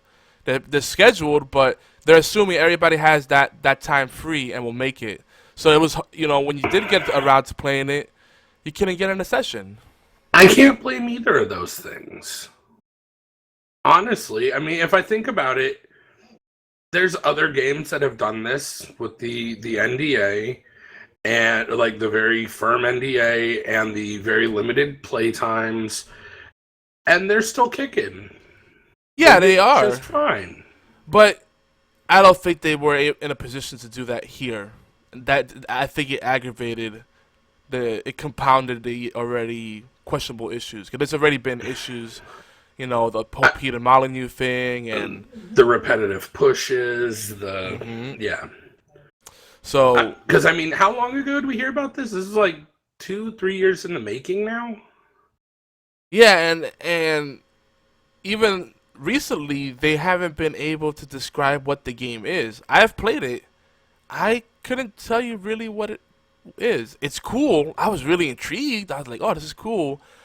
But part of the reason I didn't feel compelled to play it more and talk to people about it, besides the NDA, is it was too much friction just to get into a match. And the online is a huge part of it. And also I think a lot of folks, they wanted another single-player Fable game. And that's the thing, like, we complain when we get the same thing over and over again, but then when we get something different, we're like, oh, no, just make what you did before, but make it a little better. Yeah, we're terrified of change. Don't change anything, but quit giving us the same old junk. What? Can't win. Deckard C in the house. Oh man. I know we're running long here, so we're gonna move on to the news and then go through a quick creative corner today. We got Obi here lurking. What else do we have? So I went back to check out an old game. This used to be the most. They said the most downloaded, the #1 mobile game. It's called Rage of Bahamut. It was basically Clash of Clans before Clash of Clans was a thing, and I think it's shut down everywhere except for Japan. And it's just weird. This is. I don't want to get to another rant, but it just boggles my mind that mobile is such a hot space, right? Mobile gaming is such a hot space. They have such a massive audience because a lot of people that would not even consider themselves gamers get hooked on mobile games. It's a whole different culture. And it's basically unlimited opportunity and pure profit, really. Because these games are cheap. There's not much to them. Sometimes they're very uninspired, but but people buy into them and then they get hooked and then they get all the microtransactions and it starts to add up and millions, if not billions of dollars are made. So I don't know. It's weird. It makes me even more hesitant to get into mobile games. I think there's a lot of bad stuff going on in that space. So, keep in mind, if you're getting into a mobile game, yeah, it's great to support developers, but keep in mind that you're buying into something when they decide to shut it down, you'll have nothing to show for it. And you could be saying that about other games, but I think with mobile games, it's a lot worse, the effect of it all. And talk about time sinks. Whew. Last bit of news. Shaq and A-Rod have bought into, they've invested, they've bought a Korean League of Legends esports team called NRG. Have you guys heard of this? No, no. I don't even know who NRG is. I've heard the name. That's all about. I can tell you. I don't think it's Korean. I've been out of the League of Legends loop for a while, but I don't remember NRG. Like, they're not SKT, so. Exactly. Oh, they're the wrong 3-letter acronym. Oh well, sorry. Yeah. But it's kind of neat though, cause is it NA? I thought they were Korean players. Are you sure it's I definitely don't know the NRG NA team, but I haven't followed League for a little while, so. The press release I saw showed a bunch of Korean players wearing the NRG jersey. I don't know. It's an esports team and it's League of Legends. That much we know for sure. NRG is from North America. They live in California. Oh. The coach and the manager. The coach is Hermit, or it's Tashi. Can't pronounce his name. Tadyoshi or whatever, Littleton. And then they have 2 players from South Korea on their team. But it's a North American team, yes.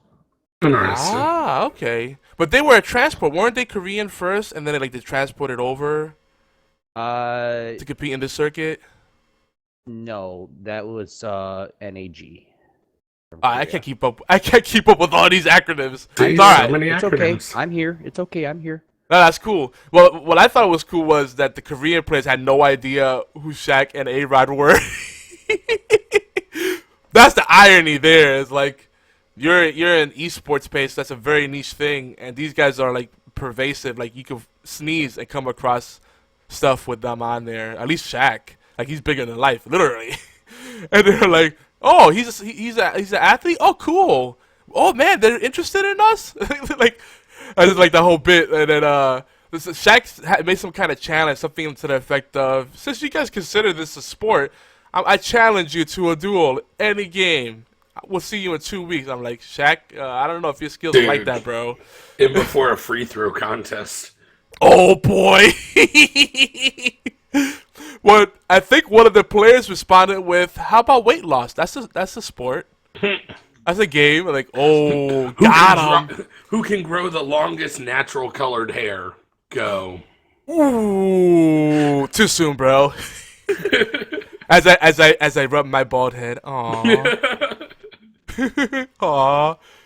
It grows everywhere, but fatal. the top of the hair. Or a high blow, if you think about it. And the winner, chicken dinner. Oh boy, we apologize to anyone who's bald out there. Don't worry, I'm with you. I know Obi's with you too. I think we all are. I'm not bald. Yeah, you're balding though. So Not even close. yeah, you get the little I'm just bald starting spot to in the back. pepper. Don't wish my hair away before it turns gray. I've been waiting for this since I was 12. The peppering is how it started with me. I'm like, I'm seeing my scalp more and more. What's going on here?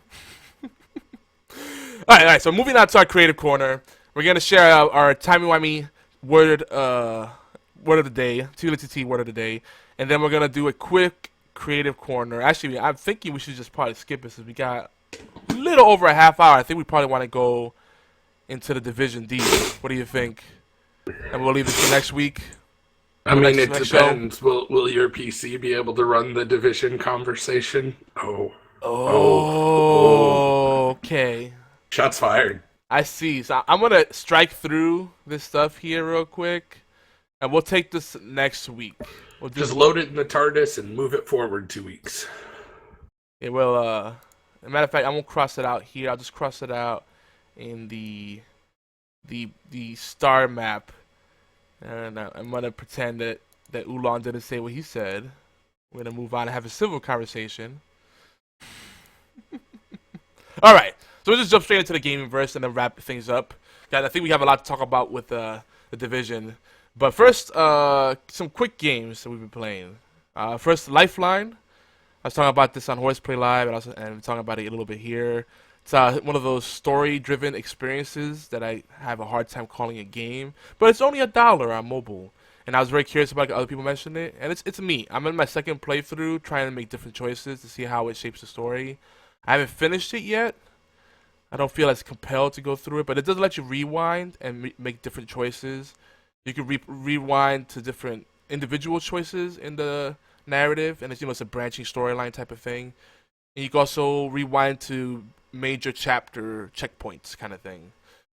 So worth checking out if you like story. If you're one of those people that think story should be number one in a game. I feel like a Telltale game type of thing, or I don't know, on rails point and click adventures. This might be right up your alley. I've enjoyed it. I definitely got my money's worth. If it was for $1, yes. If it was $5, I'd be like, no. It has very limited replayability, but it's an intriguing story, and the whole thing is an astronaut's lost in space, and somehow he manages to communicate with someone. That someone is you, and he asks you for help because he needs encouragement. And he needs like a second opinion, I guess. I mean, he could probably make most of the decision on his own, but he's like, "Hey, you're a complete stranger. Make decisions for me, please." It's fun though. I'm curious to see that the ending is very much OMG. So I think there's a good enough payoff at the end to stick with it. Now, Gems of War, for those still playing, still a great game. And if you're playing on Steam, PC, iTunes. What's that?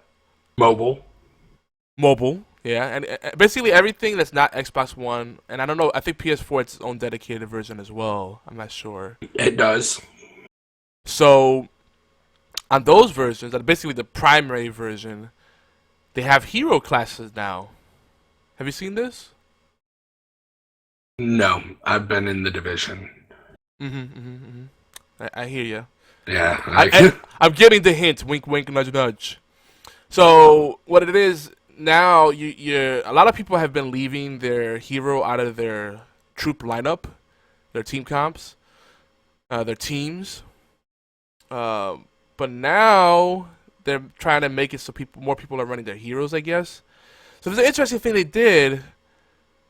From what I've seen so far, to get the hero classes unlocked, you have to finish the main story lines in select areas, and then these new stories, these new quests present themselves, like 3 to 4 quests, and you go through like a gauntlet of challenges, trials, I think they call them, and then you unlock that class, and that class has its own individual leveling, and I haven't seen yet if it stacks on top of your your core stats, or if it basically re-rolls your character and gives you a whole new abilities and weapons.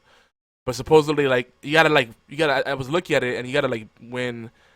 You have to have 225 victories with that class in order to unlock a special weapon. I'm like, wow, they're trying to bring the grind back.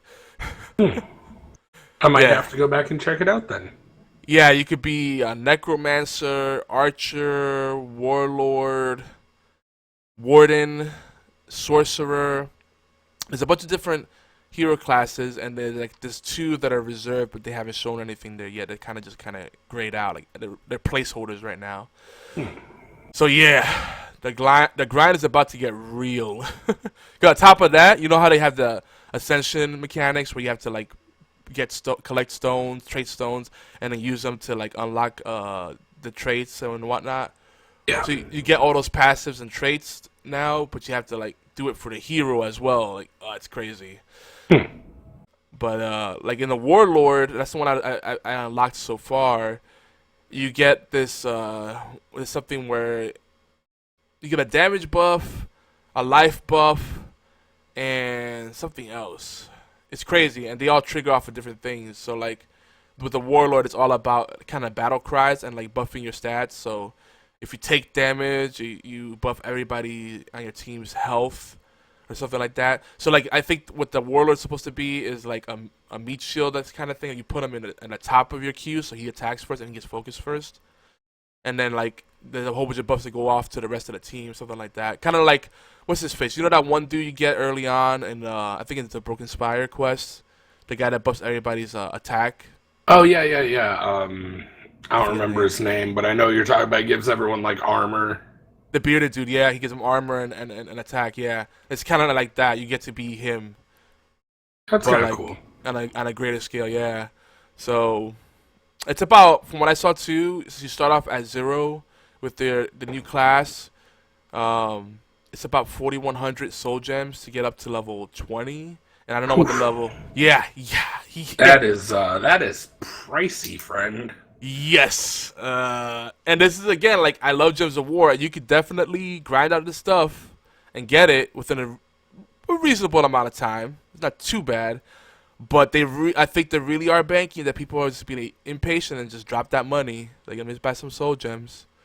You know, buy some crystals and then use the crystals to buy a fatty sack of soul gems. So there's a lot of changes coming to Gems of War. They still have a bunch of updates coming to the Xbox One to catch it up to the point where the PC is now and mobile is now, kind of.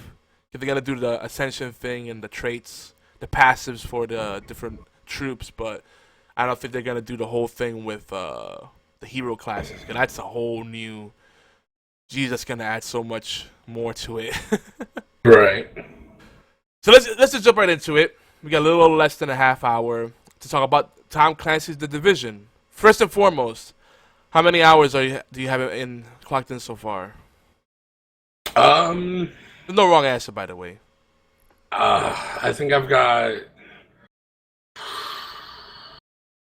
I don't even know. Like, I've got three characters right now, so. Oh, nice. Yeah, each of them, like, one of them's almost 20, one of them is at, like, 12, 14, and one of them's just a complete noob.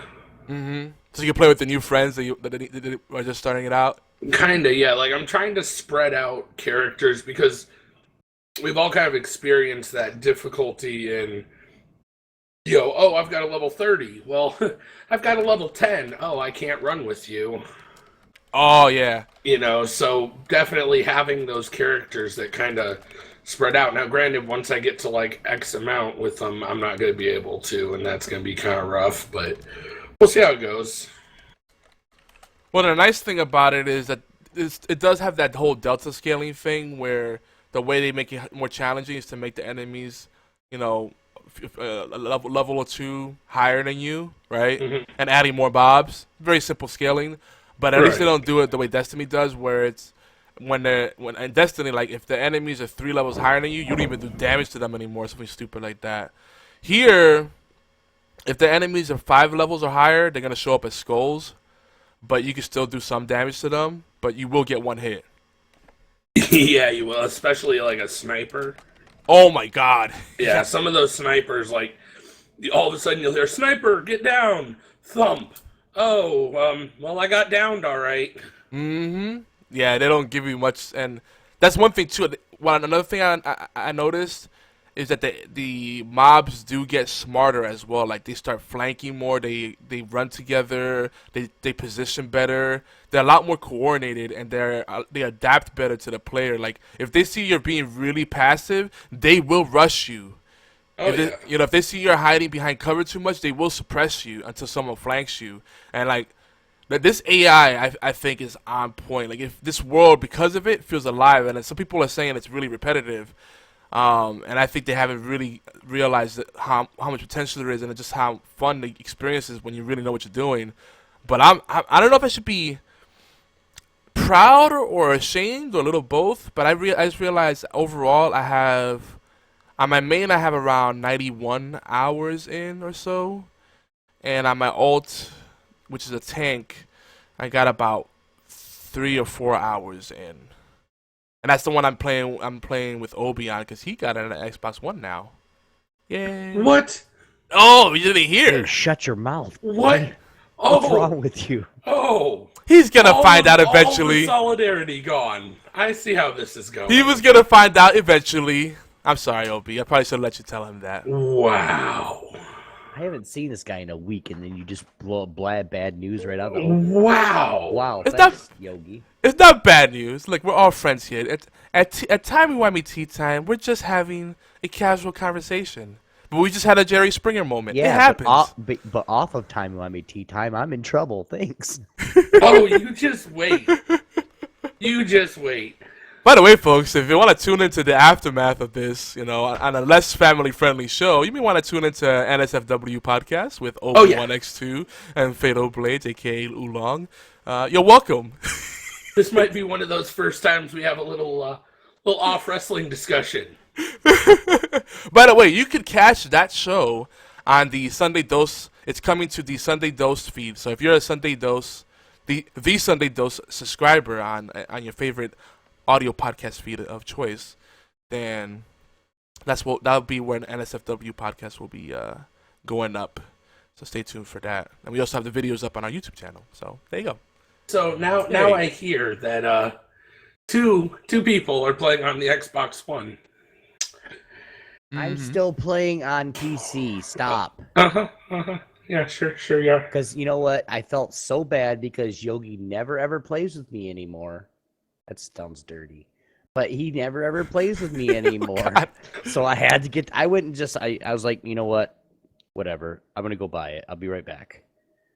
Man. Doesn't mean I'm not going to play with you, Fatal. I like fondling with you. Now I feel like I'm going to have to pick it up on the Xbox One. I think you should. That's... Oh, that's going to be so... Oh, man, like another $60. That's what I said. What have I started? Yeah, thanks, Yog. Appreciate that. Right, and here's the thing. As soon as I buy it, you know what's going to happen? What's going to happen? Yogi's going to be like, so, I'll be there playing a little bit. For the next 8 hours, I'll be looking at Yogi playing that's what Elder happened Scrolls yesterday. Online. Oh, no, that's what happened yesterday. He just never came back. That's not my fault. Listen, Whatever. It is when your fault. you know how it is. My son needed help with his homework, and then my wife took advantage of that and said, "Oh, I got some me time. I'm gonna talk to you and hang out with you." I even felt bad because she wanted to watch a show with me, and then I was like, "But I gotta go back. I have people waiting on me, and this took a lot longer than I thought it would." And I felt like crumb. I felt I couldn't win. I couldn't win last night. 'Cause I disappointed her and I disappointed Obi. I'm like, "Geez, now I'm in the doghouse with everybody." Except his Elder Scrolls Online group. Bazinga. No, they were all there playing Division. It's true. Just saying. Oh my god. I met almost everybody yesterday, okay? See, this is how it starts. Oh, it's so true. This Just is saying. how it starts. They were all playing the Division, so I met all the Elder Scrolls Online guys. Hi guys. We have quite a colorful bunch too. You are not lying. No, it was a lot of fun times in the party chat. So one thing I will say that I've noticed from between the PC and the Xbox One culture, or just the console culture as a whole.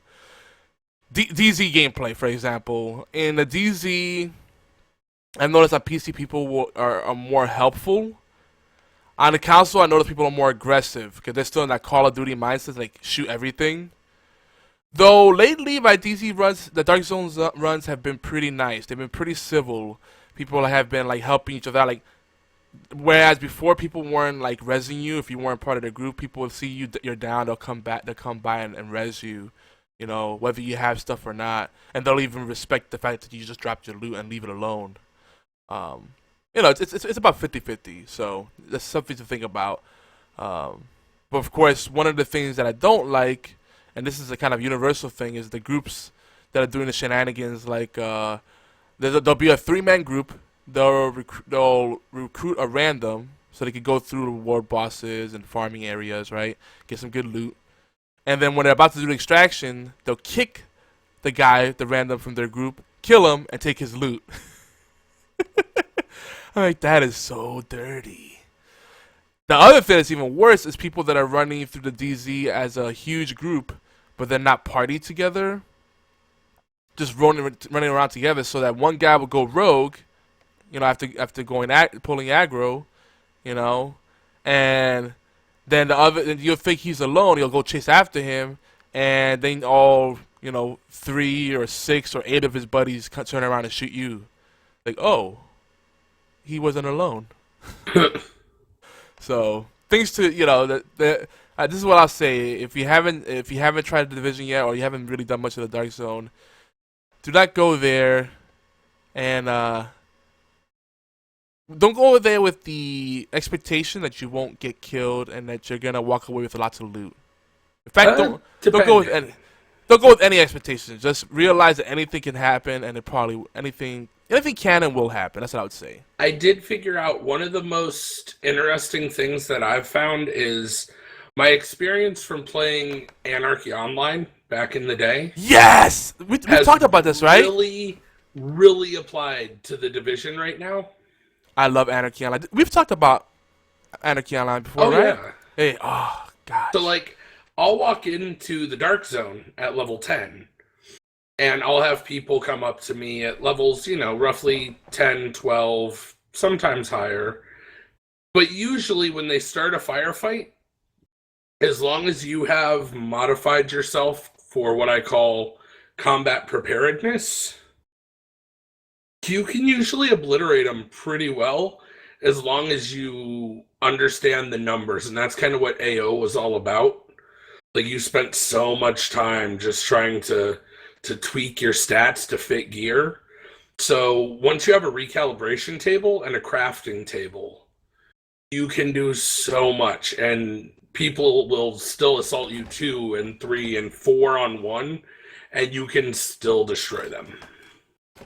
That's true. But you're talking about high-end play.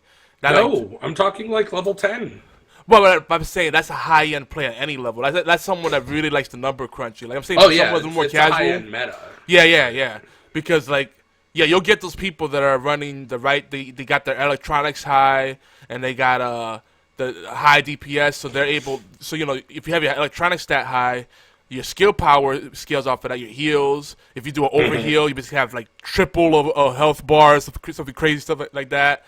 And that first aid, it has a low cooldown, and the cooldown reduction keys off of your electronics. There's a lot of builds you could do that are crazy. Like, I'm taking no damage, so yeah, you could definitely do that. There's people that will solo the DZ, but that's not everyone. That's really high end play. I'm saying if you go in there and you're investing the time, but you don't want to like go all out farming the right gear, getting all purples and yellow gear. You know, your superior and your high end.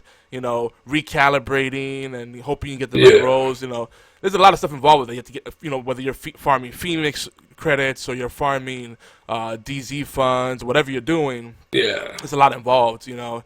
But I'm saying, like, there's people that go in there, they're like, oh, let's do Dark Zone, and they think it's gonna be this wonderful place with unicorns and rainbows, and then they get jumped and they're like, this sucks, and it's like, that's what it is. You had to be ready for that.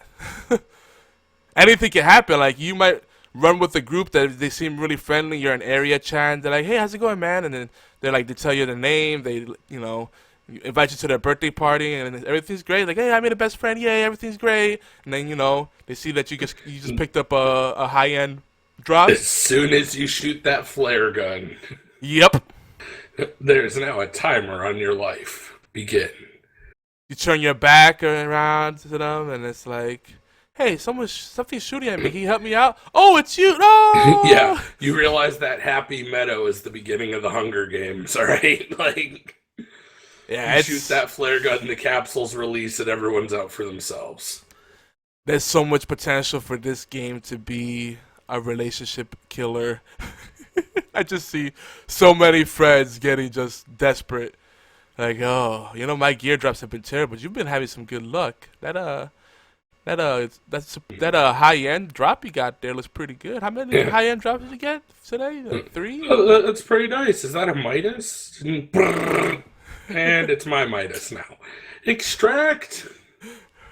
The other thing that's fun too is when people deliberately run in front of your line of fire, so you go rogue, and then they go back and turn you. Like, "I was just defending myself." Right. Like, so be careful with the spray and pray, short controlled burst, folk, and because people will run in front of your line of fire and try to get shot by you. By the way, hello, Rarapuda. Rara is probably like, "The Division, this isn't Minecraft. I'm out of here." And he says, "Bald is beautiful," and he's very beautiful. I can get down with that. Though some women can't pull off bald, but some could. Not that he's a woman. That sounds really bad. I'm not calling you a woman, Rara, I swear. That's right. This is what you get from Xbox Division players. Oh, okay. Sweeps the room with accusing eyes. I see. He said he heard the word crafting table. That's Minecraft. That's it. For Minecraft purists, like, crafting, if you want to craft, play Minecraft. It's in the title of the game. I have to say, the crafting in The Division is really good. I like it a lot. Do those side missions, get those blueprints as soon as you can. It's so worth it. Because you can just craft stuff instead of waiting for select drops. And those crafted items, you get random rolls on the stats. But a lot of times they'll hold you over until you get something better. Oh, yeah. And some of them are really good. Like I said, for modifying and getting the exact numbers you want, some of those are the best. Like, especially once you start getting the purple prints. Yeah. Yeah. I only have one high end so far, one yellow. And I don't know. I hear mixed reviews about it. I'm still debating.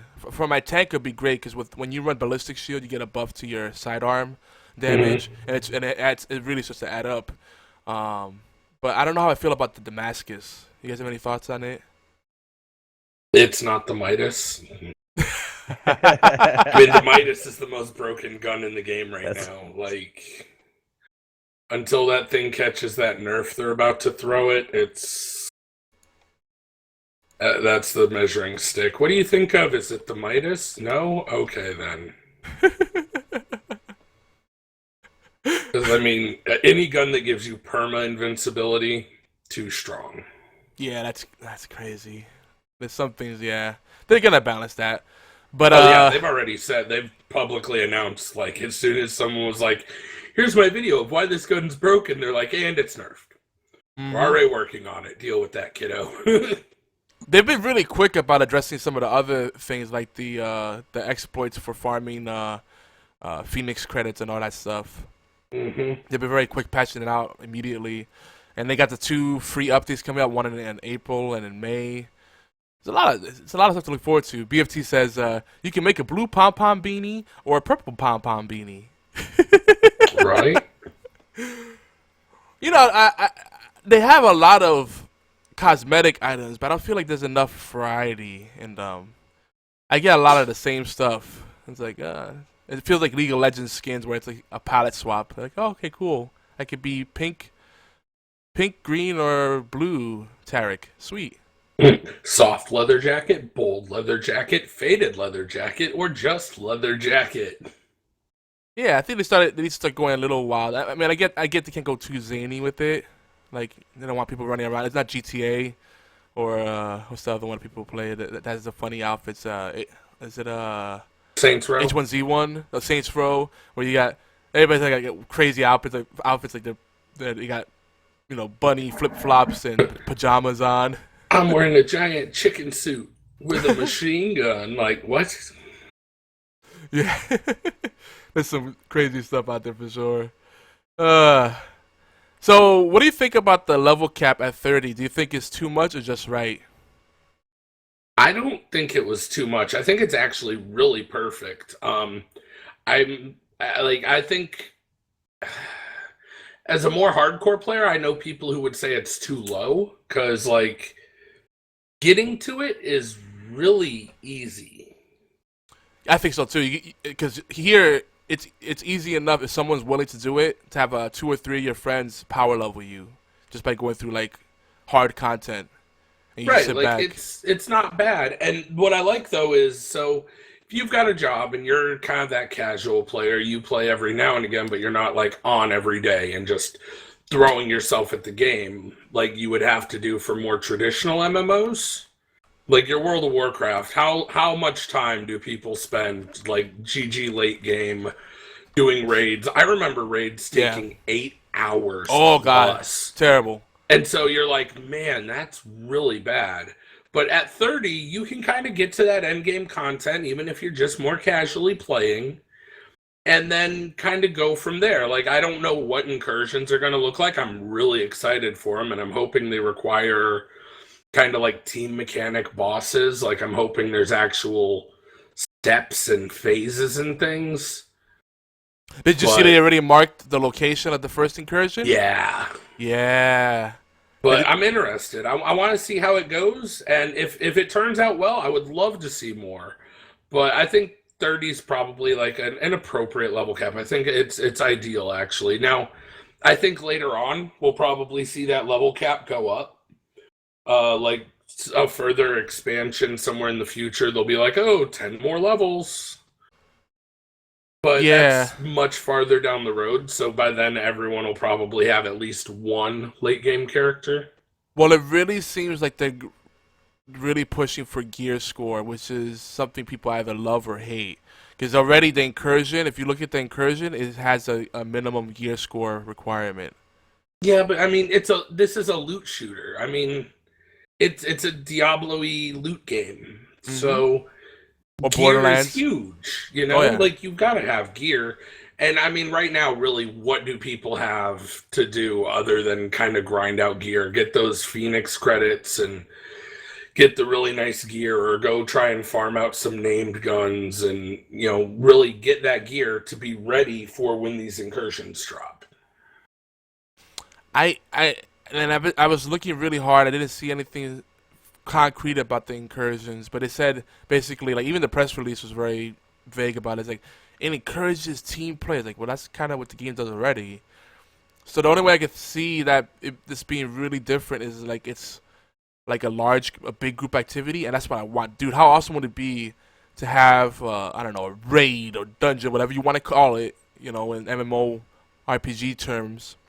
Because that is what it is first and foremost, but it also is a tactical shooter.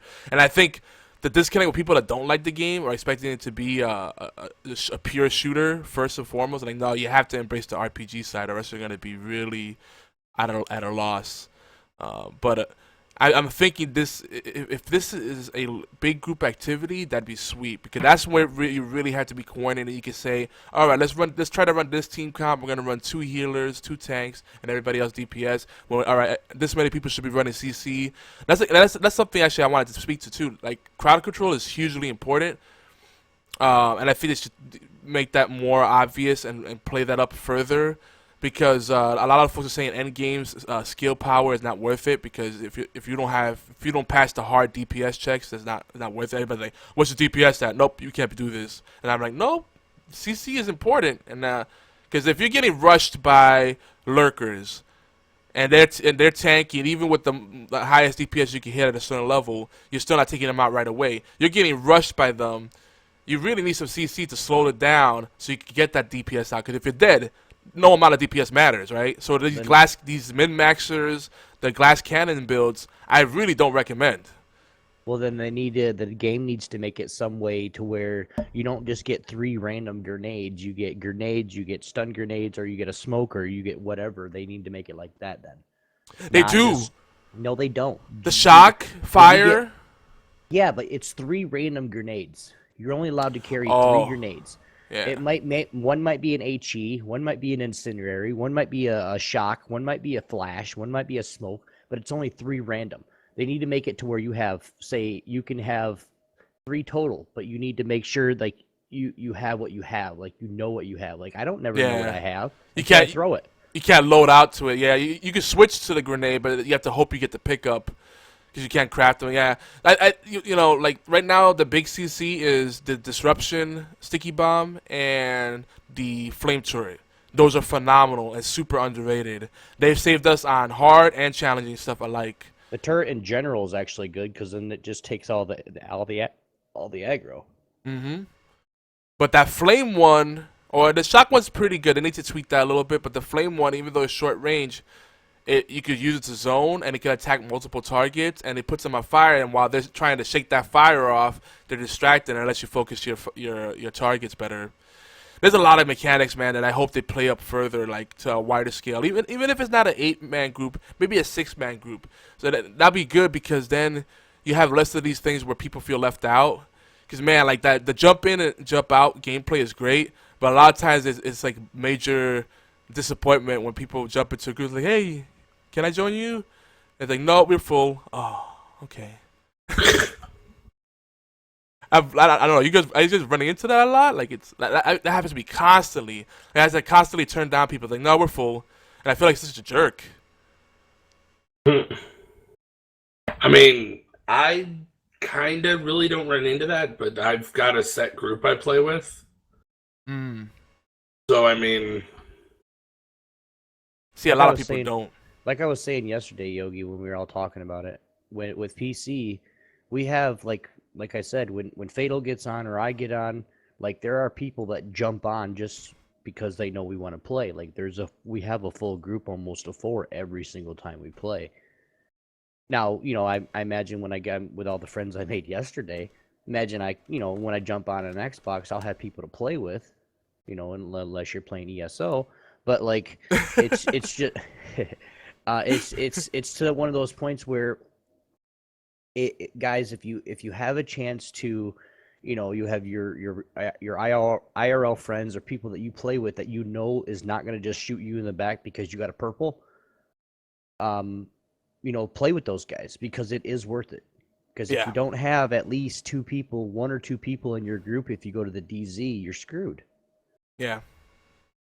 You could run it, like Fatal said, you could run it solo, but that's a whole different experience, and that's not for everyone. But you need to be set up for that. You actually have to spec out for it. You have to have the right, you know, you have to have your heal, and you have to have something that can take aggro away from you, like a turret or a flame. You know, one of the turrets.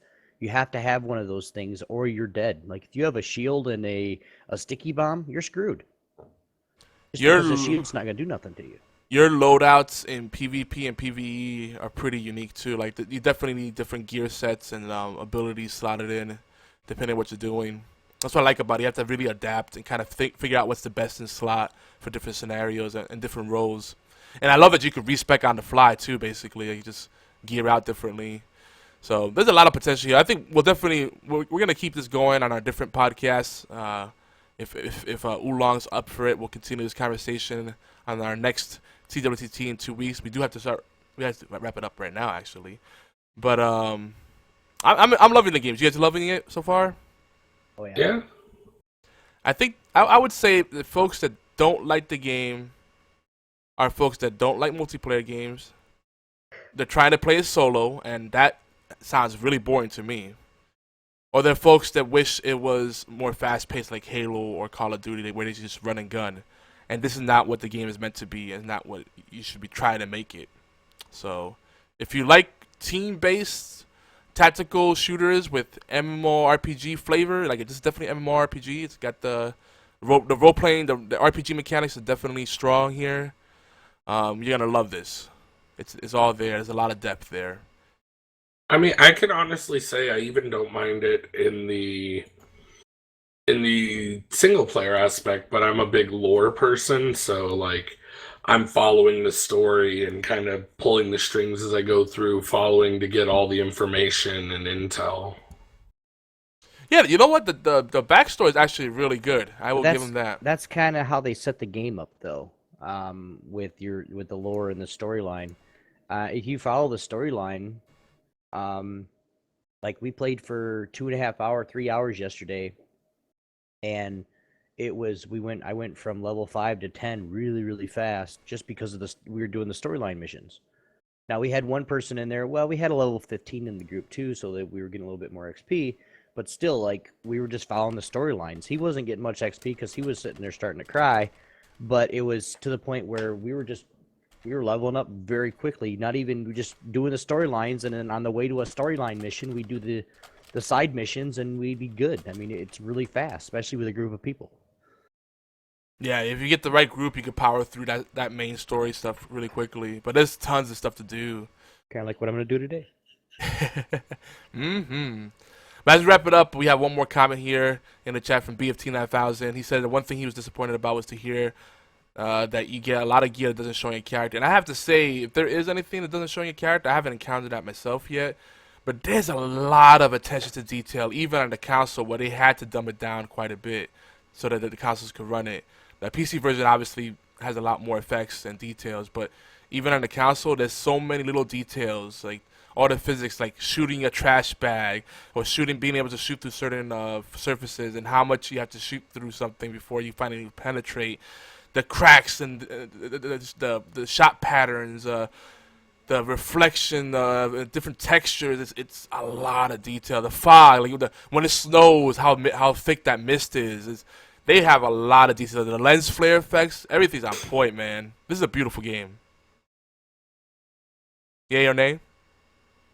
Oh, yeah. I thought you were crying there for a second, Oolong. Like, No, of course not. Why would I be crying? All my friends just abandoned me to the Xbox One. I'll be alright. Oh, don't be like that. I'll be alright. Don't be like that. You wait till our next show. I'm going to tell you what I think about that. I can't say it here. Oh yeah. Yeah. Just you wait. No, that one's gonna be an open Royal Rumble style free for all. Yogi, you might want to join the NSFW today. Just saying. Oh man, but I won't be able to contribute too much. I'll jump in though if you want me to. But anyway, let me wrap this up. Hey, folks, we appreciate having you. We went a little long today. Best thing I can say right now is as we close this, visit us at geekyantics.net. We're on Facebook, facebook.com/geekyantics. I'm YogiZilla everywhere: Steam, Twitter, Twitch, Xbox Live. Where can you guys be found? Don't all jump at once. Right. All right. Well, I guess I'll go. I can be found on Twitter at Fatal Blades. That's FATLBLADES. At twitch.tv/F8TL_Blades. Not really doing anything on YouTube. Of course, I can be found on Xbox, not playing The Division, but on Xbox. But that gamer tag is actually IQ Space Freak Show. So, due to my IQ affiliation. Yeah, you guys can find me Obi1X2 everywhere. Xbox Obi1X2, Twitter. Yeah, all those fun social media outlets. And of course, remember NSFW is coming up here in about a half hour. So. And folks, for all the heroes of our network, our donors, our sponsors, our clients, our friends, all the awesome people that are keeping us going strong, go over to geekyantics.net/sponsors. You can check out people like Unified Combat League, Jinx Apparel, No Scope Gaming. I'm gonna forget someone. Martin Septic Services, G2A, and there's a bunch of other people. Matter of fact, I can't even think right now. I need more coffee. But that's it. Another great show in the bank, and we'll probably see you on The Division. That's what I'm thinking is gonna happen tonight. And it doesn't matter what platform whatever platform you're on, there'll be someone to join from the gang. There you go. Everybody can play nice together. I'm going to end the show now before it gets ugly. Have a great one, folks. Take care.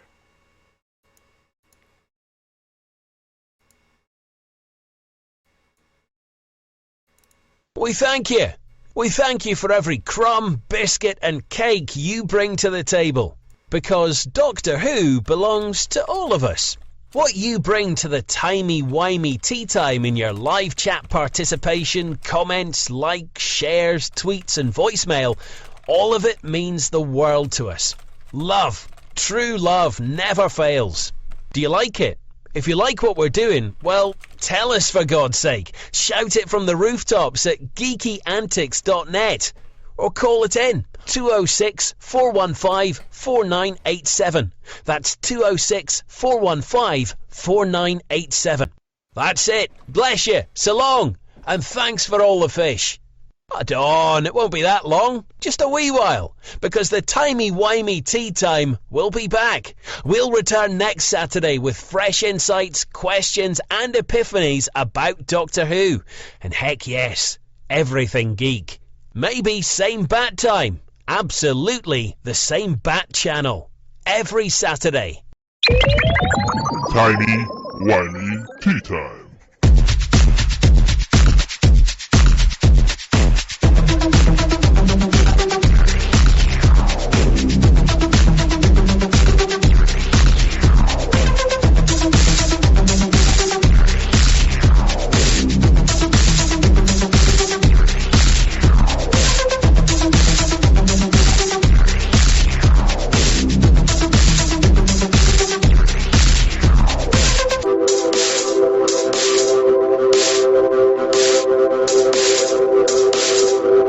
Me gusta.